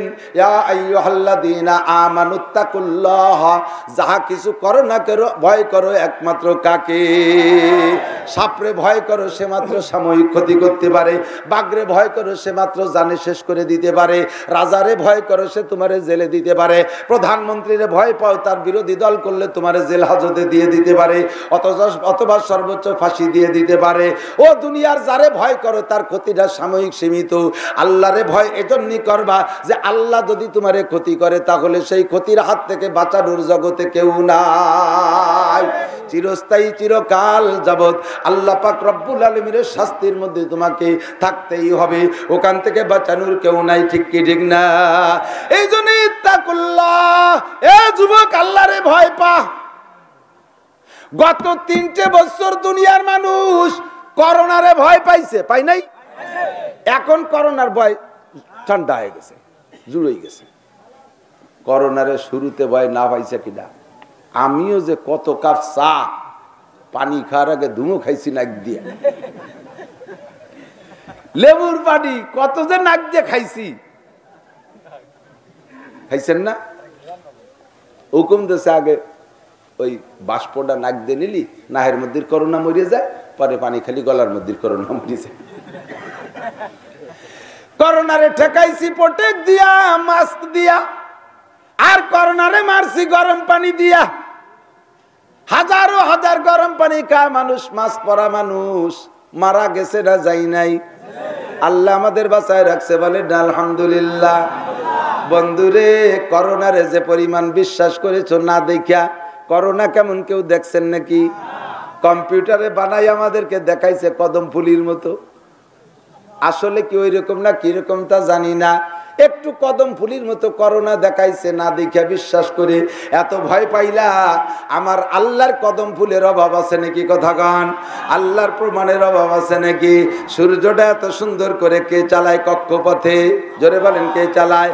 আশ-শামসু তাজরি লিমুস্তাকাররিল লাহা, যালিকা তাকদীরুল আজিজিল আলিম। আরে বাতাস দিয়েন না। আশ-শামসু তাজরি লিমুস্তাকাররিল লাহা, যালিকা তাকদীরুল আজিজিল আলিম। কি সুন্দরভাবে সারাটা জীবনে একই পদ্ধতি, এত বড় সূর্য, কত বড়, প্রায় আমাদের এই মসজিদের চাইতে একটু বড় তো হবে এই সূর্য, পৃথিবীর চাইতে 13 লক্ষ গুণ বড়। কতটুকু ওজন হবে? 10 মণ হবে না? এত বড় সূর্য পৃথিবীর চাইতে 13 লক্ষ গুণ। এত বড় সূর্যটারে কি সুন্দর নিয়মতান্ত্রিক ভাবে চালায়। এবার পুষ মাসেও যে বরাবর গেছে, আগামীবারও পুষ মাসে সেই বরাবর আসবে। এবার মাঘ মাসে যে জায়গাতে চলছে, আগামীবার মাঘ মাসে সেইভাবে চলবে। এবার চৈত্র মাসে যেভাবে চলছে, আগামীবারে চৈত্র মাসে সে জায়গা আসবেই আসবে। কথা বলেন, ঠিক না? জীবনে এক চুল পরিমাণ অনড় হলো না। চন্দ্রটা এবার যে জায়গাতে চলে, যে মাসে, সামনে মাসে আর এক জায়গায় দিয়ে চলে, পরের মাসে আর এক জায়গায় দিয়ে চলে, আবার পরের বছর হুবহু একই কায়দায় চলে। এত সুন্দর নিয়মতান্ত্রিক ভাবে চালানো দুনিয়ার মহাসচিবের দ্বারা সম্ভব, আমেরিকার প্রেসিডেন্টের দ্বারা সম্ভব, কাহারও দ্বারা সম্ভব না। এগুলো সবই আমার আল্লাহর কুদরত। সদর মে হাজার মে তেরি রঙ্গ বুহায়, যে দর দেখতা হো উধর তু হি তু হ্যায়। যেদিকে তাকাই সেদিকে আল্লাহ, আল্লাহর কুদরতে ভরা। একই জায়গায় দুইটা গাছ, একটা গাছের আম মিঠা, আর একটা গাছের আম টক, একটা গাছের আমের এক ঘিরান, আর একটা আমের গাছের আর একটা ঘিরান। একই মাটি থেকে রস খায়, একই মাটি থেকে রস খাইয়া আকেও রস নেয়, খেজুর গাছেও রস নেয়। আখের মাথার রস নুনতা, গোড়ার রস মিঠা, খেজুর গাছের গোড়ার রস নুনতা, মাথার রস যাইয়া মিঠা। এইরকম উল্টো পাল্টা করে সুন্দর করে সিস্টেম করে সাপ্লাই দেয়। এগুলো কি আমার আল্লাহর কুদরতের প্রমাণ না? এ করোনারে না দেখে যে পরিমাণ ভয় পেয়েছিলে দুনিয়ার মানুষ, আমার আল্লাহর দাবি তোরা যদি আমারে অতটুকু ভয় পাইতি, সারা দুনিয়ার মানুষের জন্য আমার হাতে ব্যবস্থা ছিল। আল্লাহ কয় বলাও আন্না হালাল কুরা আমানু ওয়াত্তাকাও, যদি দুনিয়ার মানুষ ইমানদার হইতো, আমি আল্লাহকে বিশ্বাস করত, নারী আর পুরুষ সবাই যদি আমাকে বিশ্বাস করত, আর আমি আল্লাহকে ভয় পাইতো, তার হাক্কা তুকাতিহি, যেমন ভয় পাওয়া দরকার ওই রকম ভয় পাইতো। আল্লাহ কয় তোদের উপরে করোনা আক্রমণ করতো না কোনোদিনও, অমিক্রণ যাইতো না কোনোদিনও, সিডার সুনামি, টর্নেট, নার্গিস, আইলা, বুলবুল, আমপান, ফানি, এ সমস্ত কোনোটাই তোদের পর আক্রমণ করতো না। অনাবৃষ্টি, অতিবৃষ্টি, জলোচ্ছ্বাস আর খরনিতে তোদের শেষ করে দিত না। আমি আল্লাহ পাক লাফাতাহনা আলাইহিম বারাকাতিম মিনাস সামাই ওয়াল আরদ, আসমান আর জমিন থেকে রহমত আর বরকতের সব দরজা খুলে দিতাম। বিশ্বাস হয়? পারে আল্লাহ পারে? দাম কমানোর ক্ষমতা কার হাতে? আন্দোলন করলেই হবে, খালি কৌতুক বানায় বানায় ফেসবুকে ছাড়িয়ে দাও। কালকে একটা দেই, একজন যাইয়া মরিচের দোকানে পাট পাটে পড়ি রয়েছে, লাল গামছাতে ডা, দেখছো নি তোমরা কেউ? কয়জন যাইয়ে তার সাথে কেতুকুতু দিচ্ছে। এই শুনতে সাজানো নাটক তো। কয়েছে কি রে মরলো, কেন মরলো? কয় যে মরলো না, আমার না মরলো তা তো বুঝতে পারতেছি না। কয় যে হ্যাঁ সত্যি মরছে, মরিচের দাম করার পরেই মরে গেছে। তেলের দাম শুনে স্টক করছে। এই কলি বলার সাথে সাথে ওই লোক গামছা জড়াই উঠে পড়ছে, হ্যাঁ আমি কেন মরছি রাও কয়ে মরি, তারপরে মরার পরে উঠে করছে কেন মরছি। এই বঙ্গি কুয়ারাইয়ের তেলের দাম কমাতে পারবা না, এই তাল তামাশা করে মরিচের দাম কমাতে পারবা না। এই কমানো বাড়ানোর চাবিকাঠি কার কাছে? ওই জায়গা যোগাযোগ করো, যতক্ষণ পর্যন্ত ওই জায়গার থেকে ফয়সালা না হবে কোন তার দাম কমাইতে পারবা না। এখনো পর্যন্ত তেলের দাম বাড়ার আগে, তেলের দাম বাড়ার আগেও যে পরিমাণ তেল উৎপাদন হইতো, এখনো সেই পরিমাণ তেল আছে। এই মরিচের দাম বাড়ার আগে যে পরিমাণ মরিচ গাছে ছিল, এখনো সেই পরিমাণ মরিচ আছে, সবকিছু তার জায়গায় আছে। কয়েকদিন আগে দাম বাড়লো, এখন ছিল, এখন বাড়লো কে? যে পরিমাণ লোহা বাংলাদেশে ছিল সেই পরিমাণ লোহাই আছে। মাত্র কয়েকদিনের ভিতরে 62 টাকার লোহা এখন 100 টাকা কেন হলো? লোহা তো পরিমাণ মতোই আছে, লোহা তো পরিমাণ মতোই আছে। সবগুলো এত জ্ঞানের সাথে বুদ্ধির সাথে আগাচ্ছে। এই করোনা বড় বুদ্ধিমান। জানুয়ারির 19 তারিখের আগে করোনা ছিল না, টক করে 19 তারিখে, জানুয়ারির 19 তারিখে করোনা এসে ফ্লাইট করে নামছে। আবার 21শে ফেব্রুয়ারি পর্যন্ত চলছে, 22 তারিখে আবার করোনা নাই। করোনা কাশি আমি চলে গেলাম। এত বড় বুদ্ধিমান। সব আকাম করো তোমরা। ও দোস্ত, ফয়সালা আসতে হবে উপরের থেকে, যোগাযোগ রাখো সেখানে। তেলের দাম কমাবে আল্লাহ, চাউলের দাম কমাবে আল্লাহ, আলুর দাম কমাবে আল্লাহ, সবকিছুর দাম আল্লাহ কমাবে। কিন্তু আল্লাহ কমায় না কেন?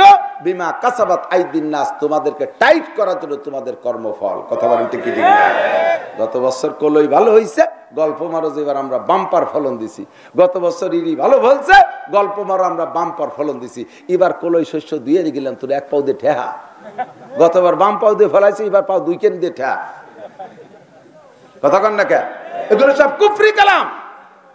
আল্লাহ পাক রব্বুল আলামিন বলেন, ইয়া আইয়ুহাল্লাযীনা আমানুত্তাকুল্লাহা হাক্কা তুকাতিহি, হে দুনিয়ার মানুষ, হে অন্ধ জগতের অটল বিশ্বাসীরা, আল্লাহরে ভয় করো যেমন ভয় করা দরকার। ওয়ালা তামুতুন্না ইল্লা ওয়া আনতুম মুসলিমুন। আর একটা অনুরোধ শোনো, শোনালো কি আল্লাহ ওয়াজ করে, আল্লাহর ওয়াজ আমি রিলে করে শোনাই মাত্র, আমার ব্যক্তিগত কোনো ওয়াজ নাই। আল্লাহ পাক বলেন, ওয়ালা তামুতুন্না ইল্লা ওয়া আনতুম মুসলিমুন। মুসলমান না হয়ে মরো না। জোরে বলেন, মুসলমান না হয়ে মরো না। আগে আপনারা ইমানদার হইছেন, একটু লা ইলাহা, আমি কই লা ইলাহা, এবার সে কয় ইল্লাল্লাহ, লা ইলাহা না কইয়া। কলেমা আমি বাংটাইরে পড়ি না, আমি জীবন ভরে জিকিরের মধ্যে পূর্ণ কলেমা পড়ি। অনেক সময় বক্তারা দুরুদি লাগাই দিয়ে ফাঁকে নিজে চা খায়, বলেন আল্লাহুম্মা, আপনাকে লাগাই দিয়ে উনি চা খায়। এই দুরুদির সাথে বিয়াদবি করা, জিকিরের সাথে কি কয় তামাশা করা, ব্যঙ্গ করা, ঠাট্টা করা। লা ইলাহা এই কয়ে বক্তা চা খায়, শ্রোতারা কয় ইল্লাল্লাহ। দুইজনে মিলে কলেমা যদি পড়ি তাহলে কি দুইজনের জান্নাত হবে? যার যার কলেমা তারপরে জান্নাতি হতে হবে, কথা বলেন। আর বক্তা যদি কয় লা ইলাহা, এই কয়ে যদি ইল্লাল্লাহ করার আগে বক্তা মরিয়ে যায়, তাহলে বক্তা চির জাহান্নামী। আপনিও যদি লা ইলাহা পড়ছেন, ইল্লাল্লাহ পড়েন নাই, আপনি কি বলছেন লা ইলাহার মধ্যে জানেন? কোনো ইলাহ নাই, মানে আল্লাহও নাই, কেউ নাই, কেউ নাই। যখন বলবেন ইল্লাল্লাহ, তখন সব বাদ যাবে, টেকবে শুধু আল্লাহ। অথচ বক্তা কয় লা ইলাহা, বক্তা কয় আল্লাহ নাই। যে বক্তা কয় আল্লাহ নাই, ওই বক্তার ওয়াজ আমরা শুনতি নাই, কতক্ষণ? আল্লাহ আছে না নাই? লা ইলাহা মানে কোনো ইলাহ নাই, তার মানে আল্লাহও নাই। যখন বলবেন ইল্লাল্লাহ, তখন 33 কোটি বাদ যাবে, টেকবে শুধু কে? বাংটা জিকির হবে না, বলেন লা ইলাহা ইল্লাল্লাহু মুহাম্মাদুর রাসূলুল্লাহ। আল্লাহর নবী বলেন মান কানা আখিরু কালামিহি লা ইলাহা ইল্লাল্লাহ ফাদাখালাল জান্নাহ। যার জীবনের শেষ কলেমা হবে লা ইলাহা ইল্লাল্লাহ, শুধু লা ইলাহা না, লা ইলাহা ইল্লাল্লাহ, ও যেন জান্নাতে চলিয়াই গেল। আমরা এবার কলেমা পড়ে মোমেন হয়েছি, অন্তর্জগতের অটল বিশ্বাসী হয়েছি। এখন শুধু মোমেন হইলে আমার নামটা লেখা হয়েছে জান্নাতের খাতায়, বলেন আলহামদুলিল্লাহ। কিন্তু জান্নাতের খাতায় নাম লেখা হয়েছে, আপনার নামে এক দাগ জমিও দলিল হয়ে গেছে। এই দুনিয়ার মতো 10 দুনিয়ার সমান এক দাগ জমি জান্নাতের মধ্যে আপনার নামে দলিল হয়ে গেছে। এই জমিটা ফাঁকা, এই জমি কি কিচ্ছু নাই। এই নতুন চর জাগলি, তাও তো চর জাগার পরে 2-1 দিনের মধ্যে এই ঘাসের আগা গজায়, কাশবন গজায়, হুগলার মাথা গজায়, কত কিছু গজায়। জান্নাতের ভিতরে জমি আছে চেটিয়াল, ওর ভিতরে কোনো ঘাস পাতা নাই, গাছপালা কিচ্ছু নাই, পাহাড় পর্বত কিছু নাই, ঘরবাড়ি কিছু নাই, ওর মধ্যে কিছু নাই, কিছু নাই, আরো কিছু নাই, তারপরেও কিছু নাই, একেবারে সমান ফাঁকা আর ফাঁকা জান্নাতি জমি। আপনারা যারা ইমানের সাথে কলেমা পড়েছেন, আল্লাহর কসম আপনার নামে 10 দুনিয়ার সমান জায়গা দলিল হয়ে গেছে। এখন এই ফাঁকা জায়গা আপনারা দিয়ে দিলাম, ওর মধ্যে আপনার ঘর বাড়ি নাই, ওই ঘর বাড়ি ওখানে যাওয়ার পরে বানানো যাবে না। ঘর বাড়ি বানায় যাতে হবে দুনিয়ার থেকে, ঘর বাড়ি দুনিয়ায় বসে বানাবেন। এই বানানোর জন্য যেই কাজ করা লাগবে, ওই কাজের নাম হলো ইসলাম, ওই কাজের নাম হলো ইসলাম। ইসলাম হলো আমল, আমলকে বলা হয় আমল বিল আরকানকে বলা হয় ইসলাম। এজআন বিল কলব, অন্তরের বিশ্বাস, এর নাম হলো ঈমান। আর ইকরার বিল লিসান, এজআন বিল, আমার দিক পাগলামি করো, কিছুদিন পর আমরা থাকবো না। তোরা এমন মনে করতেছি যে আমরা স্কুলে বলে আমরা কি গলা বেছে খাই বেড়াবো নাকি? আল্লাহ বাসালে আমরা পুলিশে দাঁড়াবো, সিল খাবো না, লাথি খেয়ে বাড়ি চলে আসবো। চাকরি অত নকদানা, বাংলাদেশের চাকরি ঘরে ঘরে দূরে দূরে ঘুরে বেড়াচ্ছে না। ও চাকরি সব শেষ, যে কটার দরকার তা শেখ হাসিনা নিয়ে নেছে। তোমাকে কপালে চাকরি হচ্ছে না, চিন্তা নিলাম নাই। যদি আল্লাহ তাআলা রুজিতে রাখে, তাহলে এই করি আল্লাহ খাওয়াইতে পারে, পারে কি পারে না? লুকমানে হাকিম ছাগলের রাখালকে আল্লাহ তাআলা বক্তা বানাই দিছে, বিশ্ববিখ্যাত বক্তা। তোমার আল্লাহ নিয়ে আসতে পারে, এই জন্য উল্টো দিক তাকাবা না। অদস্য কলেমা পড়ে হয়েছে, আমি জান্নাতের খাতায় নাম লেখাইছি, জান্নাতের মাদ্রাসায় ভর্তি হয়েছি। কতক্ষণ? আল্লাহকে বিশ্বাস করি, নবীকে বিশ্বাস করি, আখিরাতকে বিশ্বাস করি, আমি জান্নাতের খাতায় নাম লেখাইছি। জান্নাতের মধ্যে আমার নামে জমি দলিল হয়েছে। এবার ওই জান্নাতের জমির মধ্যে ঘরবাড়ি কিছু নাই, ওইগুলো বানাইতে হবে দুনিয়ায় বৈশা। কবরে যাওয়ার পরে কিছুই করা যাবে না। হাদিসের মধ্যে আছে জামাতাল ইনসানু ইনকাতানহু আমালুহু, মানুষ যখন মারা যায় তার সব আমলের দরজা বন্ধ হয়ে যায়। যে দুনিয়ায়ও গাঁজা খাতাম, কবরে বসে গাঁজা খাবো, কবরে যাইয়ে সাজা খাবা। গাজা হবে না, সাজা খাবা, সুজা হবা। বাড়ির ঠেলায় তে ট্যাংরা খুলিয়ে ফেলাই দেবে অলাইয়া। ওটা হলো প্রথম হাজতখানা। ও জায়গা তোমার রিমান্ডে দেওয়া হবে, ও জায়গা তুমি ওই মজা পাবা না। কবরে যে জারি গান গাইতে পারবা না, মমতাজের গান শুনতে পারবা না, মনির খানের গান শুনতে পারবা না। কবরে যে বন্ধু বান্ধব নিয়ে শিক্ষা সফরে যাইয়া কুয়োকাটার স্বর্ণাপাক করতে পারবা না, কক্সবাজারে যে পাগলামি করতে পারবা না, নিরিবিলি পার্কের মধ্যে যে আড্ডা মারতে পারবা না। কবরের মধ্যে ওগুলো কিছু নাই। কবরে যে কোরআন পড়তে পারবা না, কবরে যে নামাজ পড়তে পারবা না, কবরে যে রোজা রাখতে পারবা না, কবরে যে তবলিগ করতে পারবা না, কবরে যে সর্বনায় যাইতে পারবা না। কবরে কোনো ভালো কাজও করার সুযোগ নাই, মন্দ কাজ করার সুযোগ নাই। কথা বলুন ঠিক কি ঠিক না? যাহা করবে দুনিয়ার থেকে করে যাবা, এর ফল কবরে যাওয়ার পরে উপভোগ করবা। এই জন্য দোস্ত, ইমানের দ্বারা জান্নাতের মধ্যে জমি ক্রয় করেছেন, এবার ইসলামের দ্বারা ওর মধ্যে দালান কোটা বানাইবেন। ইসলাম হলো কি? আল্লাহর নবী কয় বুনিয়াল ইসলাম আলা খামসিন, ইসলামের ভিত্তি হলো 5টা। জোর হলো না কয়টা? ইসলামের ভিত্তি কয়টা? বুনিয়াল ইসলাম আলা খামসিন, ইসলামের বিল্ডিংটা, ইসলামের ঘরটা রাখা হয়েছে 5টা খুঁটির উপরে, 5টা স্তম্ভের উপরে, 5টা পিলারের উপরে। মাধ্যিক টাকাও যুবক মুখস্থ করো, ইসলামের ভিত্তি কয়টা? 5টা। 5টা খুঁটি হলে ঘরটা সুন্দর থাকে, 5টা খুঁটি হলে রিস্ক মুক্ত থাকে ঘরটা। যদি একটা খুঁটি খুলে ফেলানো হয় তাহলে 4টে খুঁটির পর রিস্ক হয়ে যায়। কতক্ষণ? 4টে খুঁটির পর রিস্ক হয়ে যায়। যদি 2টা খুঁটি না থাকে 3টে খুঁটির পর আরো বেশি রিস্ক হয়ে যায়। যদি 4টে খুঁটি না থাকে 1টা খুঁটি থাকে, তখন আর ঘরকে রাখা যায় না। আর খুঁটি যদি মোটেই না থাকে তাহলে অবশ্যই ঘর থাকতেই পারে না। ইসলাম একটা বড় ঘর, এই ঘরের 5টা খুঁটি আছে। 1 নম্বরে সকলে পড়বেন লা আশহাদু আল্লা ইলাহা ইল্লাল্লাহু ওয়া আশহাদু আন্না মুহাম্মাদান আবদুহু ওয়া রাসূলুহু। ভালো করে মনে রাখবেন, কি পড়ছেন আপনি তরজমা জানেন না। আশহাদু, আমি সাক্ষী দিতেছি, আল্লাহ ইলাহা ইল্লাল্লাহ, আল্লাহ ছাড়া কোনো মাবুদ নাই। ওয়া আশহাদু আন্না, আমি আরো সাক্ষ্য দিতেছি, মুহাম্মাদান আবদুহু ওয়া রাসূলুহু, মুহাম্মদ সাল্লাল্লাহু আলাইহি ওয়াসাল্লাম আল্লাহর বান্দা ও রসুল, আল্লাহর বান্দা ও রসুল। এদিক তাকান, আপনি কলেমায়ে শাহাদাতে পড়ছেন কি? মুহাম্মদ সাল্লাল্লাহু আলাইহি ওয়াসাল্লাম আল্লাহর বান্দা ও আগে কি বললাম? বান্দা। আগে কি? একটু বলতে হবে কি? তারপরে রসুল। আপনি কি আল্লাহর? আপনি আল্লাহর, আপনিও আল্লাহর বান্দা, মুহাম্মদও আল্লাহর। এর চাইতে উপরে কি? আমি উম্মত আর মুহাম্মদ সাল্লাল্লাহু আলাইহি ওয়াসাল্লাম রসুল। ঠিক কি ঠিক না? আপনিও মানুষ, আমাদের এমপি ভাই শেখর সাহেব। পার্থক্য কি? আপনি ভোটার আর উনি প্রার্থী। বাকি মানুষত্বের মধ্যে পার্থক্য আছে নাকি? উনারও আল্লাহ চাইতে বানাইছে, আমাকেও আল্লাহ চাইতে বানাইছে। আমিও যেমন মানুষ, চেয়ারম্যানও তেমন মানুষ। পার্থক্য এতটুক, চেয়ারম্যান প্রার্থী, আমি তার ভোটার। ঠিক কি ঠিক না? তারে চেয়ার দেশে, কাউন্সিলে সে চেয়ার পাবে, আমি পাবো না। সংসদ সদস্য তাকে চেয়ার দেশে, আমি সংসদে ঢুকতে পারবো না। পার্থক্য এখানে, বাকি মানুষত্বের মধ্যে কোনো পার্থক্য নাই।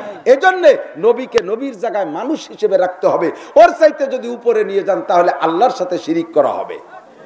পরিষ্কার ইমানকে ঠিক করেন। আকলিস দীনাকা ইয়াকফিকাল আমালুল কলিল। পাশাপাশি নবীকে যদি আমাদের মতো রাখতে পারি তাহলে আমাদের দাম বাড়ে। কতক্ষণ? আর নবীরে যদি আমরা অন্যদিকে নিয়ে যাই তাহলে অন্য জাতির দাম বাড়ে। আল্লাহ মুজাসসাম নূর, আল্লাহ নূর, ফেরেশতারা নূরের তৈরি, ফেরেশতারা নূরের তৈরি। আর আমার নবী আমার মতো মানুষ, আল্লাহ বললেন, নবীও বলেন, কলেমাও তাই। কথা বুঝতে হবে। আমার বাড়ি গোপালগঞ্জ, আমার বাড়ি গোপালগঞ্জ, মাননীয় প্রধানমন্ত্রীর বাপের বাড়ি গোপালগঞ্জ, আর তার শ্বশুর বাড়ি রংপুর। ঠিক কিনা? ও ভাই, মেয়েদের বিয়ে হয়ে যাওয়ার পরে বাকি জীবনে তারা কি বাপের বাড়ির পরিচয় দেয় না শ্বশুর বাড়ির পরিচয় দেয়? শ্বশুর বাড়ির পরিচয় দেয় না। তাহলে জননেত্রী শেখ হাসিনাকে আমরা ধরে নিতে পারি উনি রংপুরের মানুষ। কিন্তু রংপুর লাগে এই দাবি করে আমরা সারি জাতি দেই না। গোপালগঞ্জের মাইয়ে বলে আমরা দাবি করি আমার নেত্রী গোপাইলে, আমরাও গোপাইলে। কেন? যদি প্রধানমন্ত্রীকে গোপালগঞ্জে সাব্যস্ত করতে পারি তাহলে আমি সারা বাংলাদেশে হুক্কা মারিয়ে বেড়াতে পারি। তো প্রধানমন্ত্রীকে দিয়ে দুনিয়ায় কিছুক্ষণের জন্য আমার লাভ হবে, তারে যদি গোপালগঞ্জে সাব্যস্ত করতে পারলে আমার এত ক্রেডিট হয়, এত ক্রেডিট হয়, তাহলে আমার নবীকে যদি আমাদের দলের থেকে সাব্যস্ত করতে পারি তাহলে মানব জাতির দাম বেড়ে যায়। কথা কোন ঠিক ঠিক না? আর নবীকে যদি বলি নূর, তাহলে নবীর দ্বারা ফেরেশতাদের দাম বাড়ে, আমরা জিরোতে চলে যাই। কেন ঠেলে ঠুলে আমরা ওদিক দেব? আল্লাহ কইছে, নবীও বললেন কলেমা পড়বা, আশহাদু আল্লা ইলাহা ইল্লাল্লাহু ওয়া আশহাদু আন্না মুহাম্মাদান আবদুহু ওয়া রাসূলুহু। মুহাম্মদ সাল্লাল্লাহু আলাইহি ওয়াসাল্লাম আল্লাহর বান্দা ও রাসূল। এই হলো ইসলামের 1 নম্বর খুঁটি। ঠিক আছে তো? এটা ঠিক আছে আপনাদের? ঠিক আছে? এ জায়গা কোনো সন্দেহের অবকাশ? বাস একটা খুঁটি ঠিক হয়ে গেছে। আর 4টে খুঁটি ঠিক করবেন? রাজি আছেন? এই 4টে খুঁটি ঠিক করতে পারলে আপনি হবেন মুসলমান। আর মুসলমান হইলে আপনি মোমেনের জন্য জান্নাতের ভিতরে যা কিছু দরকার সব হবে। মুসলমান ইসলাম যেগুলো আমল করবেন, ইসলামের পর আমল করার নাম হলো মুসলমানি। এই 4 ইসলামের অনেক আমল আছে, তার ভিতরে শ্রেষ্ঠ 4টে খুঁটি, 5টার একটা বললাম কলেমা। 2 নম্বর হলো আনতুকিমাস সালাত। আমার যুবকরা আমার দিক তাকাও, নামাজের কথা বললেও অনেকেরই খারাপ লাগে, কয় যে এই শুনতে আইজ কি নামাজ শুনতে আইছে নাকি, জীবনটা গেল নামাজের কথা শুনতে, ওই বাদ দিয়ে আর একটা কাও। এই মাত্র একটা হিন্দু মুসলমান হয়েছে, তার উপরে সর্বপ্রথম শরীয়তের বিধান আসবে কি? রোজা। রোজা আসতে আরো 22 দিন লাগবে। হজ আসতে তার জন্য তৌফিক লাগবে। যাকাত আসতে তার জন্য মাল লাগবে। কতক্ষণ? কিন্তু এখন যদি ই করে কলেমা পড়ে মুসলমান হয়, তাহলে ফজরের আগে তাকে ঈশান নামাজ পড়িতেই, ঠিক কি ঠিক না? তুমি নামাজটা অবজ্ঞা করতেছো, তোমার কিসের দান দায় করো? চাকরি, ব্যবসার উন্নতি, খেত খামারের ভালো উন্নয়ন, অর্থনৈতিক সচ্ছলতা, সব কিছু লুকাইতেছে নামাজের ভিতরে।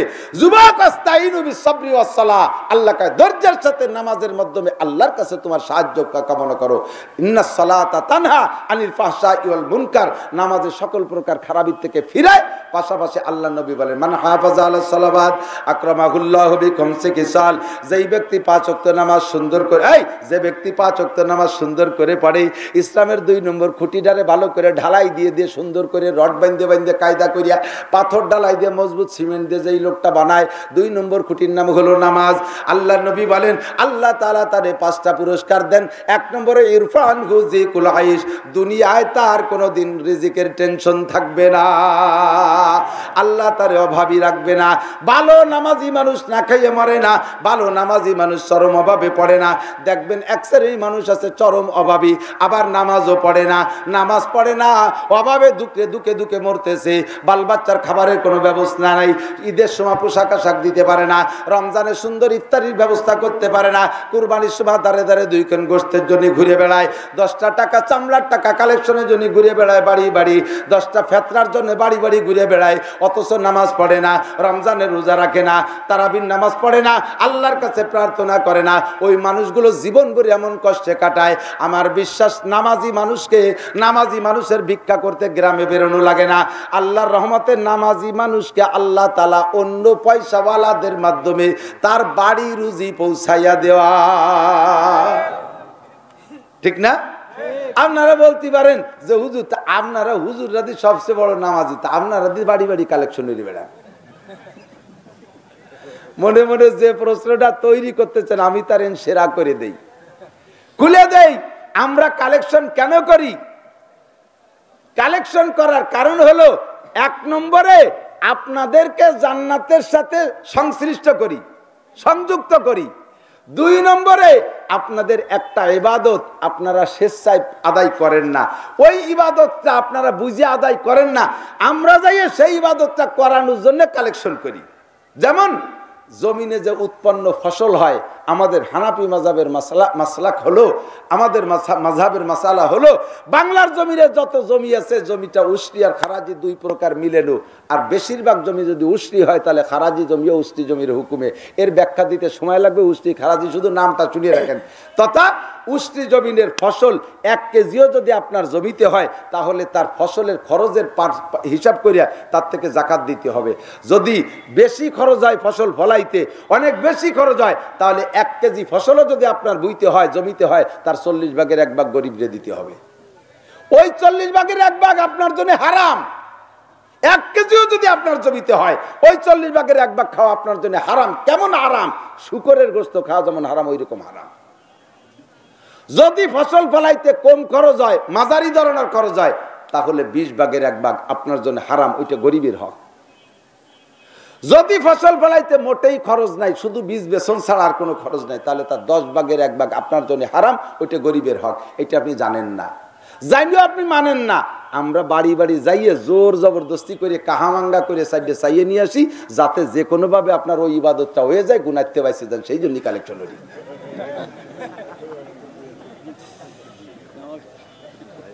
বুঝতে পারছেন কথা? এইবার ওই ফসলগুলোর একটু নাম কয়ে দেই। ইরিদান ফলাইতে অনেক খরচ, ইদানিং পাটেও অনেক খরচ, পেঁয়াজে আলুতে অনেক খরচ, এর 40 ভাগের 1 ভাগ। কাইতেন ফসল, এই যে আমাদের কলাই মুসুরি হয়, এর পিছনে শেষ অত দেওয়া লাগে না, চাষ দিয়ে বুনইয়া পরে কাটি উঠে আনতে হয়, এ পাবো 20 ভাগের 1 ভাগ। যদি আপনার আম বাগান থাকে, বাঁশের বাগান থাকে, নারকেলের বাগান থাকে, ওর পিছনে খরচ নাই, একবার লাগাইতেছেন, সিজনে সিজনে পাড়ি খান, ওর 10টা আমের 1টা আম আমি পাবো, গরিবই পাবে। দেন কোনোদিন দেন না বিলে বাড়ি যে কাড়ি কুড়িয়ে নিয়ে আসি, আল্লাহ কয় যে বাবুক নিয়েছে তো যা আদায় তুই গেছে। এই জন্য যাই। 2 নম্বর কেন কালেকশনে যাই? আমরা এই জিল্লতির জন্য না, আমরা অপেক্ষায় আছি, আমরা 100 বিশ্বাসী কালেকশন ছাড়াও আল্লাহ তাআলা দিন চালাইতে পারে। এই করোনার 2 বছর চামড়ায় কোনো দাম নাই, করোনার 2 বছর ইরিদান চলে গেছে রমজানের ভিতরে, করোনার 2 বছর রমজানে উস্তাদ উলামায়ে কিরাম শহর বন্দরে যাকাত কালেকশনে যেতে পারে নাই। আল্লাহর রহমত সারা বাংলাদেশের সমস্ত কওমি উলামায়ে কিরাম স্বীকার করেছে, বিগত জীবনে যত সুখে শান্তিতে স্বাচ্ছন্দ্যের সাথে মাদ্রাসা চালাইছি, তার চাইতে করোনা 3 বছর বেশি ভালোভাবে চালাইছি। প্রমাণ করে দিয়েছে যে কালেকশন ছাড়া আল্লাহর দিন চালাইলে আল্লাহ চালাইতে পারে। এতে কালেকশন কেন করি? আপনার জন্য জান্নাতের সার্টিফিকেট তৈরি করি। ভারতের ভিতরে সবচাইতে বড় মাদ্রাসা, বর্তমানে এশিয়া ও মহাদেশের ভিতরে কওমি সবচেয়ে বড় মাদ্রাসা, তাতে বোঝা যায় যে সারা পৃথিবীর ভিতরে সবচেয়ে বড় কওমি মাদ্রাসা দারুল উলুম দেওবান্দ। এই দেওবান্দ মাদ্রাসা শুরু হয়েছে কালেকশনের মাধ্যমে। মুষ্টি আটা, আমাদের এদিক তো মুষ্টি চাউল, চাউল খাই বলে মুষ্টি চাউল, যে এলাকায় যে ফসল সেই এলাকায় সেই কালেকশন। ওই দক্ষিণ অঞ্চলে বাগেরহাট এলাকায় মাদ্রাসালারা সুবরি কালেকশন করে। সুবরির কি কালেকশন করে? যথেষ্ট সুবরি হয়, একটা নিয়ে যায় ছেলে পেলে পাড়াইতে, ওরে 20 মানে 10টায় একটা দেয়, এই বাগানের মধ্যে উঠে দেয় সুবরি প্রার্থীর জন্য। আর সুবরি গাছ এমন ভাবে কায়দায় সাজানো, এই কোনাইতে 8টায় উঠলে আর নামা লাগে না, পুরো চিল্লে দিয়ে নেমে আসতে পারে। আগায় চলে গেছে 8টায়, পাড়া শেষ, জুল দিলি পারে আর একটা আগার ধারে চলে যায়, ওইটা জয় ধরে ওইটার পর ওঠে। এইভাবে ঘুরে ঘুরে সুবরি পাড়িয়া এরপরে কালেকশন করে নিয়ে আসে। আমাদের এই নগরকান্দা সালতা পিএস কালেকশন হয়, আমাদের এই এলাকায় পাট কালেকশন হয়, আর এক এলাকায় মাছ কালেকশন হয়, কোনো এক এলাকায় কাঁঠাল কালেকশন হয়, আর এক জায়গা লিচু কালেকশন হয়। দারুল উলুম দেওবান্দের পাশ দিয়ে আটা কালেকশন হইতো। শুরু যখন করছে তখন তালবি আলিমরা আটা কালেকশন করে বেড়ায় বাড়ি। রহমাতুল্লাহ আলাইহি কাসেম নানুতুবি রহমাতুল্লাহ আলাইহি ওই বড় লোকরে বলছে, ভাই এক্ষুনি তোমার এই আপনারা মাঝে দাঁড়াইছেন কা, মাঝে আল্লাহরা দাঁড়াইছেন কা, পিছনে আল্লাহরা দেখতে পারেন না, টের পান না এদিক। তো ওই বড় লোকরে কাসেম নানুতুবি বলতেছে, আমি তোমার কথায় কালেকশন বন্ধ করব না, রাত্রে আমার একটা পরামর্শ আছে, আগামীকাল বলবো। রাত্রে পরামর্শ কার সাথে? কমিটির সাথে পরামর্শ না, মাদ্রাসার হুজুরদের সাথে পরামর্শ না। ওনার এক দাদি ছিল মহল্লায় বুড়ি, ওই বুড়ি গরিব এক দাদি, ওই দাদিও মুষ্টি আটা দিত। দাদির কাছে গেছে পরামর্শ করতে, যে কাছে দাদি আমাদের আল্লাহ পাক ব্যবস্থা করে দিয়েছে, আলহামদুলিল্লাহ, এখন আর আমাদের মুষ্টি আটা কালেকশন করা লাগবে না, এক বড় লোক আমাদের সব আটা দিয়ে দেবে সারা বছরের, তুমি কি খুশি আছো দাদি? কইলে দাদি কান্দে দিয়েছে, কয় কাসেম কাসেম তাহলে তুমি আর তোমার হুজুররা বড় লোকরা বেচতে যাইও, আমাদের মতো গরিব মানুষকে তুমি বেচতে নিবা না, এই জন্যই তুমি আমাকে বাদ দিচ্ছ। ঠিক আছে, তুমি তোমার বড় লোক নিয়ে আর হুজুরকে নিয়ে বেচতে যাইও, আমরা গরিব মানুষ বেচতে যাব না। ও কাসেম, নামাজ পড়তে পারি না ভালো করিয়া, কোরআন শরীফ পড়তে পারি না ভালো করিয়া, হাদিস কোরআন পড়তে পারি না ভালো করিয়া, আমাদের শরীয়তের অনেক আমলে ত্রুটি আছে, বেচতে যাব কিভাবে এই বলে ভয় পাচ্ছিলাম। তোমার এতিম গরিবদেরকে এক মুঠ আটা কোনো মতে দিয়ে একটু বেচতে আশা করতে চাইছিলাম, তুমি তাও নিবা না, তাতে বুঝছি তুমি আমাদেরকে বেচতে যাতে যাবে না, যাও হুজুরকে নিয়ে বড় লোককে নিয়ে বেচতে যাও, দেবো না আর আটা। কাসেম নানুতুবি কয়, দাদি নিয়মিত কালেকশন চলবে, বড় লোক যত দেয় দিক, তোমরা কালেকশনের আটা দিবা। এই যে কালেকশন করি, কত গরিব মানুষ আছে, কত সাধারণ মানুষ আছে, নামাজ পড়ে না, রোজা রাখে না, হজ করে না, জাকাত দেয় না, শরীয়তের বিধান মানে না, হাজারো অন্যায় করে, এই মানুষগুলো একটু কালেকশনের মাধ্যমে আলেম ওলামার সাথে সম্পর্ক রাখলে লাভ কি? আল্লাহ নবী বলেন, ইসাফু আহলুন নার ফায়ামুরু বিহিমুর রাজুলু মিন আহলিল জান্নাতি ফায়াকুলু ইয়া ফুলান আমা তারিফুনি আনাল্লাযী সাকাইতুকা শারবাতান ওয়া ক্বালা বাদুহুম আনাল্লাযী আমার যুবক সোনা লক্ষ্মীর আমার দিক তাকা, হাসরের মাঠে এমন একজন মানুষ যদি জান্নাতি হয়ে যায়, এই লোকটা জান্নাতে যখন যাইতে রওনা দিবে, লোকটা চিৎকার মেরে বলবে, আয় আল্লাহ রাব্বুল আলামিন, আমার আর জান্নাতে যাওয়া হলো না, আমি আর জান্নাতে যাইতে পারবো না। আল্লাহ বললেন, কেন তুমি জান্নাতে যাবা না কেন? তুমি তো ডান হাতে আমলনামা পেয়ে গেছো। তখন ওই লোকটা বলবে, আল্লাহ আমি জান্নাতে যাইতেছি, আইনা আবু আইয়া, আমার আব্বা মা কোথায়? কোথায়, আমার আব্বা মা কোন জায়গায়, আমার আব্বা মাকে এনে দাও, আব্বা মাকে আমি পাইতে চাই। এবার ফেরেশতাদেরকে আল্লাহ বলবেন ওর আব্বা মা কোন জায়গায়, নাম ঠিকানা নিয়ে যাও। ফেরেশতারা এসে বলবে আল্লাহ কেলাহুমা ফিন্নার, ওর আব্বা মা দুইজনই জাহান্নামে পড়ে আছে। আল্লাহ পাক বলবেন আখরিজহুমা মিনান নার, ওর আব্বা মাকে জাহান্নাম থেকে বের করে নিয়ে আসো। এবার ফেরেশতারা যায়া আব্বা মাকে সর্বপ্রথম এই সন্তানে যদি সুপারিশ করতে পারে, আর ওই সন্তানের আব্বা মা যদি জাহান্নামী হয়, সন্তানের সুপারিশে সর্বপ্রথম আব্বা মাই ফায়দা পাবে, আব্বা মাকে বের করে আনা হবে। আব্বা মাকে দেখে সন্তানে চিনবে না, কারণ লক্ষ লক্ষ বছর এর আগে পোড়া হয়ে গেছে, চেহারা পরিবর্তন হয়ে গেছে, কালো হয়ে গেছে, কয়লার মতো হয়ে গেছে। চিৎকার মেরে বলবে আব্বা মাকে না চিনা। আল্লাহ চাইলাম তোমার কাছে আব্বা মা, সামনে তুমি কি আইডিয়া দিলে, আব্বা মারে চিনতে চাবে না। আব্বা মা বলবে বাবা তোর পরিচয় তোর সুপারিশে বেরিয়ে আসছি, এখন যদি তুই না পরিচয় দিস আর না চিনিস, আবার রিটার্ন হতে হবে জাহান্নামে। ও বাবা একটু আমাদেরকে চেন।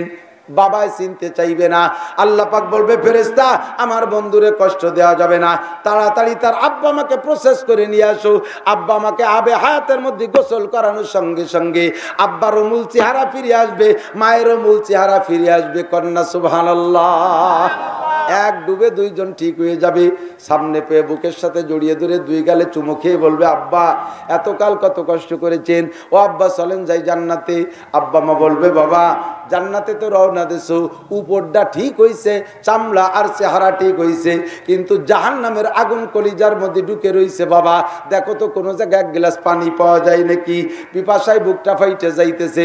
আব্বা মা দুইজনের হাত ধইরা ওই ছেলেতে নিয়ে যাবে নবী পাকের কাছে।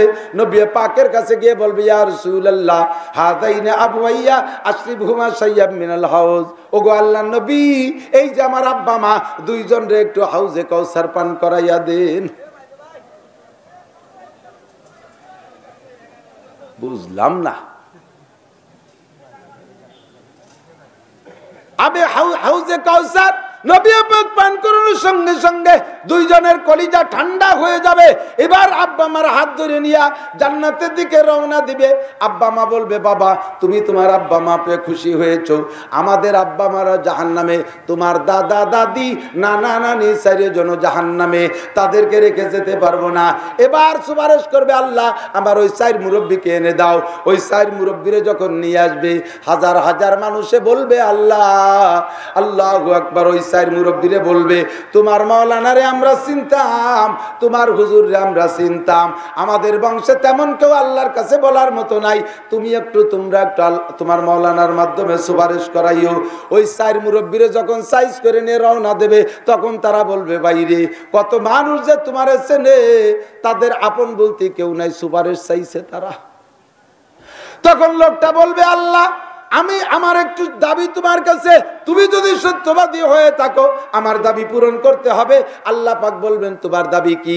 কয় আল্লাহ তুমি বলেছো জান্নাতি মানুষ যখন সার্টিফিকেট ডান হাতে পাবে তখন তাদের একটা পাওয়ার দিবা তুমি, ওয়ালাকুম ফিহা মা তাশতাহি আনফুসুকুম ওয়ালাকুম ফিহা মা তাদাউন। তারা মুখে যা বলবে তাও মানবা, যা মনে ভাববে তাও তাদেরকে দিবা।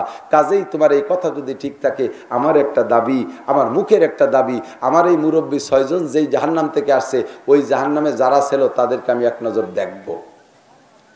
এখন এই এক নজর দেখানোর জন্য তো এই আলেমরে জাহান্নামের মধ্যে ঢুকাই দিয়ে হবে না, তাই তুমি গুড়িয়ে দিয়ে এসে যাও। দেখবো কিভাবে আল্লাহ নবী বলেন ইউসাফালুন নার, ওই সময় জাহান্নামীদেরকে উঠে 2টা লাইন করে দেওয়া হবে। এই জান্নাতি ব্যক্তি ভিতর দিয়ে হাঁটবে আর তার হাতে থাকবে তার আমল নামা, ডান হাতের আমল নামা, এমন করে নাচায় নাচায় দেখাবে আর বলবে কোরআন শরীফে আসছে হাউ মুকরাউ কিতাবিয়া, হাউ মুকরাউ কিতাবিয়া, এ দেখো তোমরা আমার আমল নামা দেখো, আমার আমল নামা কত সুন্দর, নামাজে 100 পাইছি, রোজায় 100 পাইছি, হজে 100 পাইছি, জাকাতে 100 নাম্বার, ওরে ফরজে 100 নাম্বার, ওয়াজিবে 100 নাম্বার, সুন্নতে 100 নাম্বার, সব 100 আর 100। উনি তো আমল নামা দেখাবে। এদিক দিয়ে একজন ডেকে বলবে হুজুর আমা তারিফ, উনি আমারে চেনেন হুজুর? এক নজর তাকাকে না মনে পড়ে না, কারণ পুড়িয়ে চেহারা এমন হইছে চিনার কোনো কায়দাই নেই। আমা তারিফ, উনি আমারে চেনেন নাকি? উনি বলবে না চিনি না। এবার পরিচয় দেবে আনাল্লাযী সাকাইতুকা শারবাতান, আমি সেই ব্যক্তি যে ব্যক্তি তোমারে দুনিয়া এক গ্লাস পানি খাওয়াইছিলাম। তখন মনে পড়বে, হ্যাঁ তুমি পানি পান করাইছিলা আমার কাছে। এবার তার একজন ডাক দিয়ে বলবে, আমা তারিফুনি আনাল্লাযী ওয়াহাবতু লাকা উযুয়া, হুজুর আমারে চেনেন নাকি, আমি আপনারে ওযুর পানি দিছিলাম। হ্যাঁ মনে পড়ছে, এদিকে আসো। দুইটা শব্দ হাদিসের মধ্যে আছে, ইশারা করছে এমন করে, যার সাথে যা আছে, যা দিয়ে যা সম্পর্ক করতে পারো, এমন এমন দোহাই দিয়ে তুমি সুপারিশ চাইবা। অনেক রে চিনবে, অনেক রে চিনবে। হ্যাঁ যুবক, তুমি সেদিন কি দোহাই দেবা, হুজুর আমারে চেনেন নাকি, আমি আপনারে বক্সিন দিছিলাম, মনে পড়ে? হুজুর আমারে চেনেন, আপনারে লাদেন কইছিলাম, মনে পড়ে? হুজুর আমারে চেনেন, আপনারে রাজাকার বলছিলাম, মনে পড়ে হুজুর? এই কলি তো খালি সুপারিশ পাবা। হুজুর আপনারে জঙ্গি বলছিলাম, আপনারে তালেবান বলছিলাম, আপনারে এ বলছিলাম, বা বলছিলাম, সুটকে মৌলবী বলছিলাম, মাটি সুবি বলছিলাম, ইত্যাদি ইত্যাদি বলে ব্যঙ্গ করতাম, আমারে চেনেন নাকি, এগুলো করলে তুমি দোস্ত সুপারিশ পাবা না।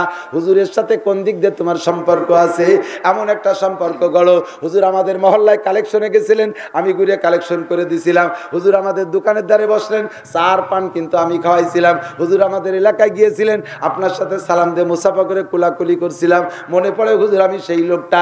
এমন কিছু তৈরি করো, এইভাবে তৈরি করে এরপরে লোকটা বলবে, আল্লাহ অনেক মানুষরা আমি চিনি, আমারে চেনে না, আবার আমারে চেনে, আমি চিনি না, এই দুই দল সম্পর্কে আমি কি করতে পারি?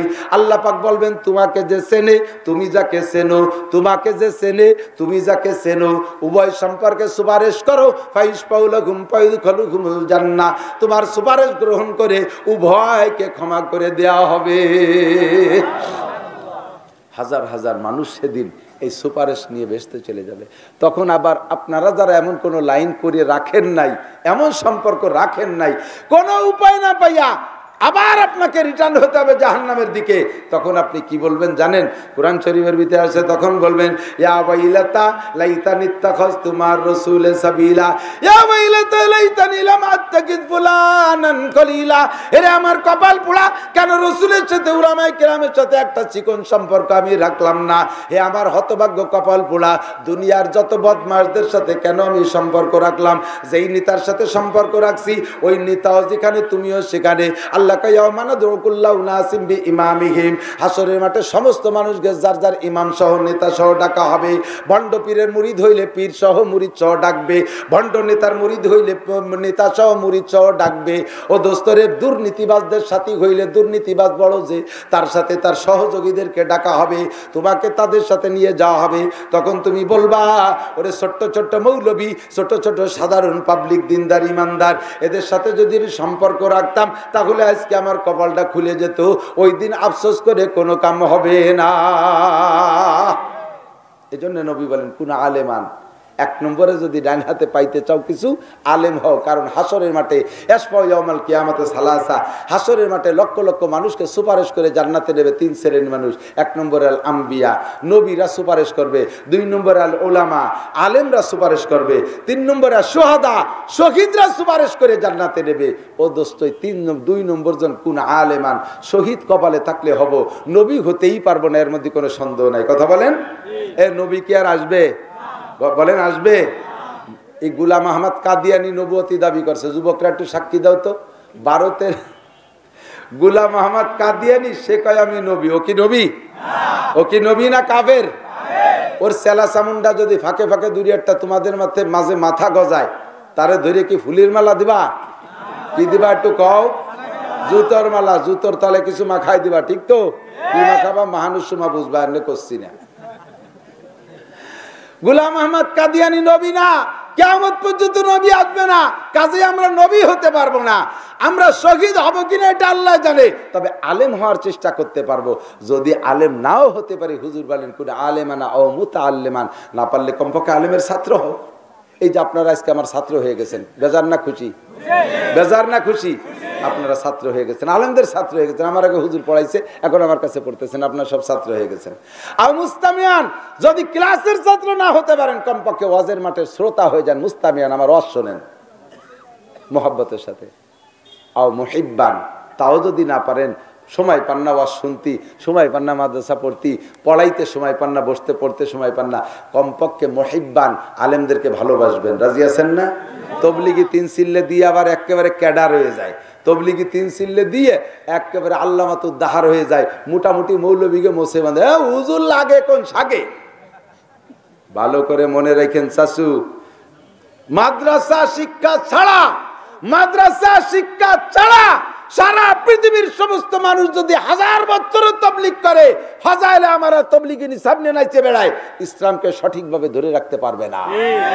কাফের মুশরিক ইহুদ নাসারাদের চক্রান্তের সামনে তোমার ফাজাইলে আমাল তবলিগি নিসাব ধুলোর মতো উড়িয়ে চলে যাবে, একটা কথারও জবাব দিতে পারবে না। ওলামায়ে কিরাম 24টা ঘন্টা মোটা ব্রেন নিয়ে, চিকুন ব্রেন নিয়ে, না খাইয়ে পেটে পাথর বেঁধে যেভাবে কোরআন হাদিসের মধ্যে ডুবইতে তালে আছে, তারপরও ইহুদ নাসারারা যেভাবে ধাক্কা দিচ্ছে, ইসলামকে ধরে রাখা বড় কঠিন। কত কৌশলে একদল আসতেছে আহলে হাদিস নাম নিয়ে, আর একদল আসতেছে কাদিয়ানি নাম নিয়ে, আর একদল আসতেছে হিজবুত তাওহীদের নাম নিয়ে, আর একদল আসতেছে মাজারের নাম নিয়ে, আর এক আসতেছে বাবার নাম দরবার নিয়ে, আর একদল আসতেছে ভান্ডারিয়ার দরবার নিয়ে, বিভিন্ন কায়দায় ইসলামকে ধ্বংস করার জন্য আমাদের মধ্যে ঢুকতেছে। কাজেই এই মুহূর্তে 3 সিল্লার 100 সিল্লায় কাম হবে না, হইতে হবে আলেম। কথা বলেন, আলেমের সাথে মহব্বত রাখবেন। তবলিগ করলে আলেমের সাথে মহব্বত রেখে করবেন, তবলিগও আলেমের সাথে মহব্বত রেখে করবেন। পাশাপাশি নিজের একটা সন্তানকে আলেম বানানোর চেষ্টা করেন। আমার দিক তাকান, একটা ছেলেরে আলেম বানাবো, একটা ছেলেরে আলেম বানাবো, যেই ছেলেটা যে মাদ্রাসায় পড়লে ছাত্রদের চেহারাটা আলেমের চেহারা থাকে, মাদ্রাসায় পড়ার পরে দাড়ি ছাটে কাটে, মাদ্রাসায় পড়ার পরে মাথা দেখে বোঝা যায় না স্কুল কলেজের ছাত্র না মাদ্রাসার ছাত্র, মাদ্রাসা পোশাক দেখে বোঝা যায় না যে মাদ্রাসায় পড়ে না স্কুলই পড়ে, কোরআন শরীফ পড়তে গেলে তাও সেই একই অবস্থা, বোঝা যায় না যে স্কুলই পড়ে না। অত গ্রাম্য পাবলিক বক্তব্য হচ্ছে ভালো পড়া যায়, পাশ করে গেলে মৌলানা ভর্তি পারলে না যে কোরআন শরীফ শুদ্ধ করে, বাংলা ইংরেজি ডাটের ওয়াজের মধ্যে কোরআন নাম কোনো কারামতিরা আল্লাহর কাছে।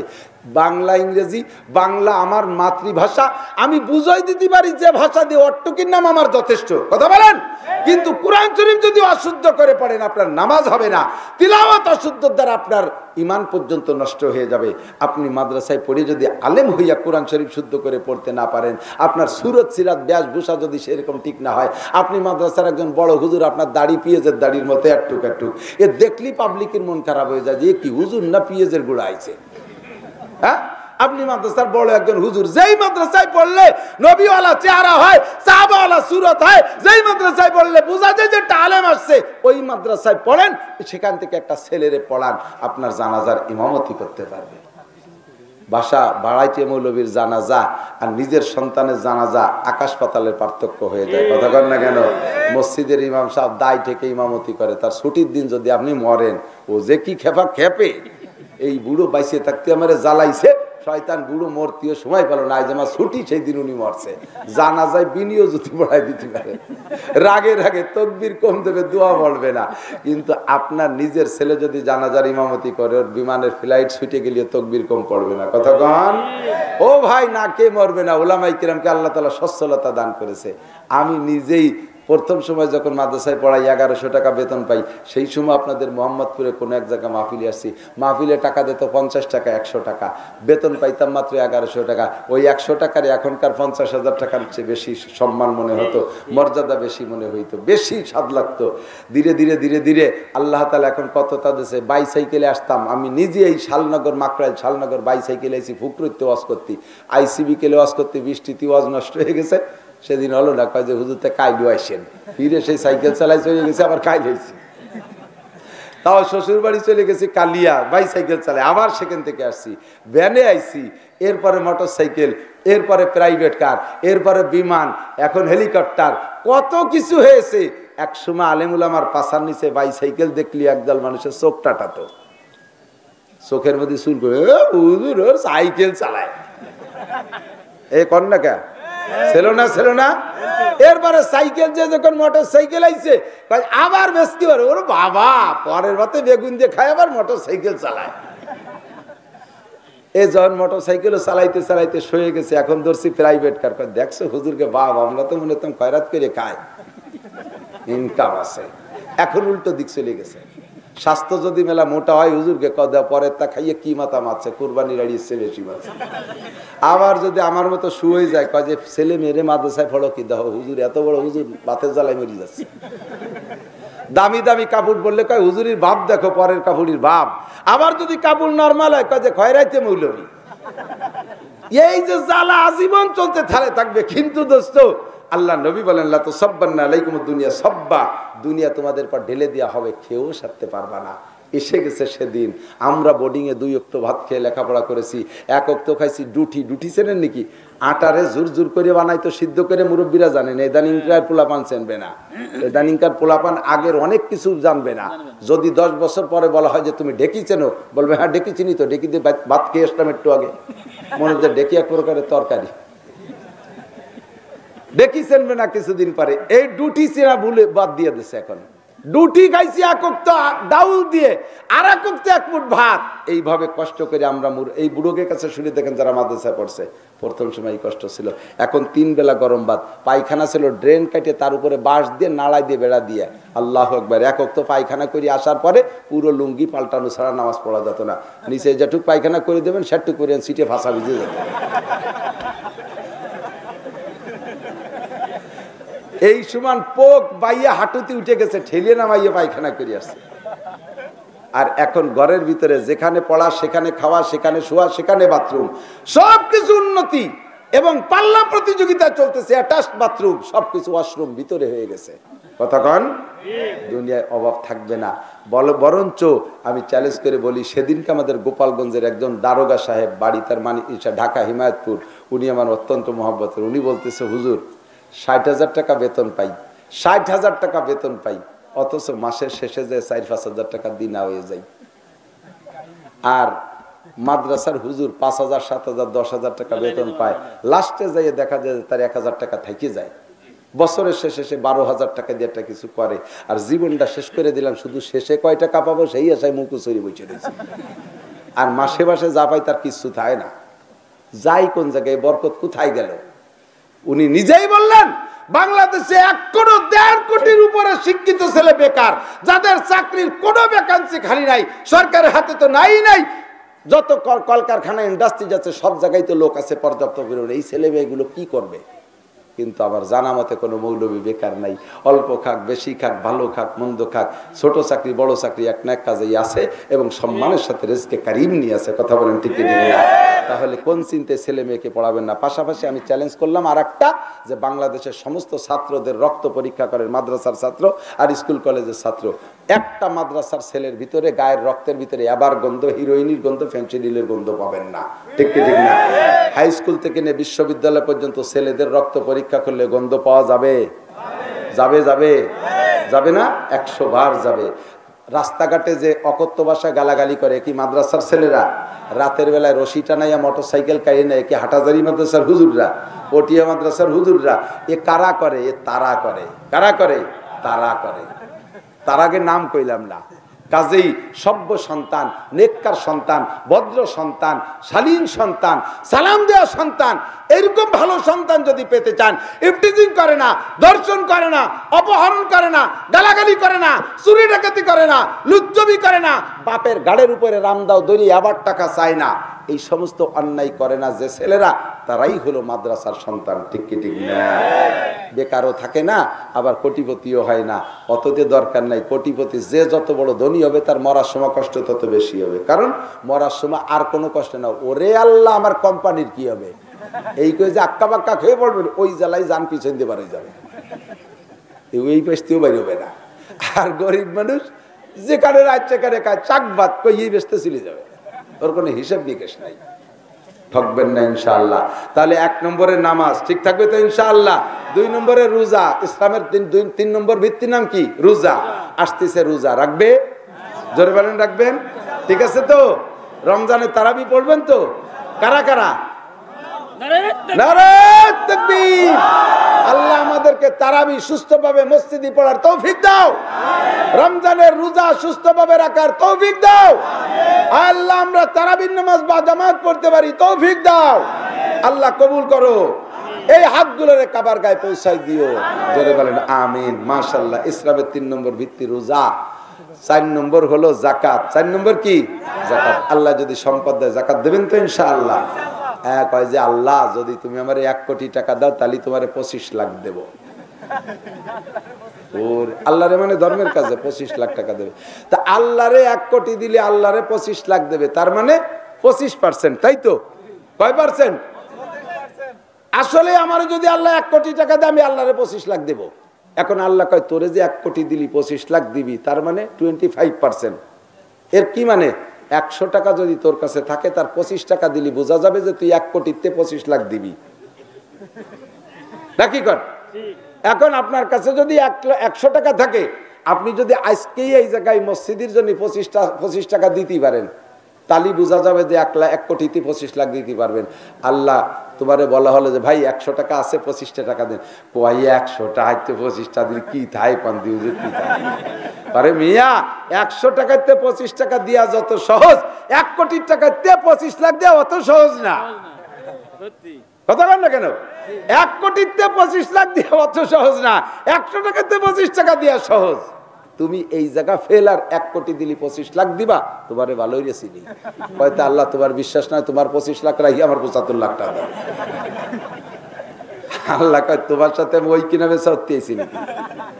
তো আমরা এই যে ধর্মের কথা, 5 নম্বর ভিত্তির নাম হলো হজ। বলেন কি? জীবনে একটা বার হলে হজ করবেন। রাজি আছেন তো? নিয়ত আছে ইনশাআল্লাহ? কয় যে হুজুর আমাকে নিয়ত করে লাভ নাই, ভ্যান চালাই খাই, কোনোদিনও সম্ভব না। আল্লাহ যদি নেয় তাহলে ভ্যানের মধ্যে আল্লাহ তাআলা বিমানের বরকত দিয়ে দিতে পারে। তো কাজেই ওই হজের নিয়ত যেটা আছে, সে হজের নিয়ত করে আপনি বিসমিল্লাহ কইয়া, প্রত্যেক কাজের একটা ইবতেদা লাগে। তবলিগের লোক আছেন নাকি এর মধ্যে? তবলিগের লোক আছেন। আপনারা ওই তশকিল করেন না, মানে কেউকে চিল্লাই নিয়ে তশকিল, তখন তার থেকে কিছু উসুল নেন না? 100-200 টাকা, 200 টাকারই উসুল নেয়। তার মানে 200 টাকা যদি জমা দেয়, ওই লোকটা চিল্লের টাকা গুছাবেই গুছাবে, জোগাড় করেই ছাড়বে, ও মিস করে না।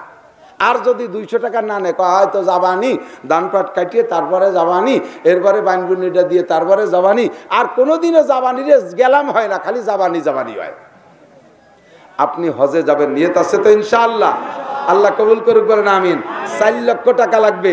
4 লক্ষ টাকার প্রথম টাকাটা বিসমিল্লাহ কইয়া হজের নিয়তে আল্লাহর ঘর মসজিদ উপলক্ষে, মাহফিল উপলক্ষে, আজকের এই দিনের ফেজা উপলক্ষে প্রথম টাকাটা আপনার পকেটে যদি থাকে 1000 টাকা, না থাকলে 500 টাকা, না থাকলে 200 টাকা, না থাকলে 100 টাকা,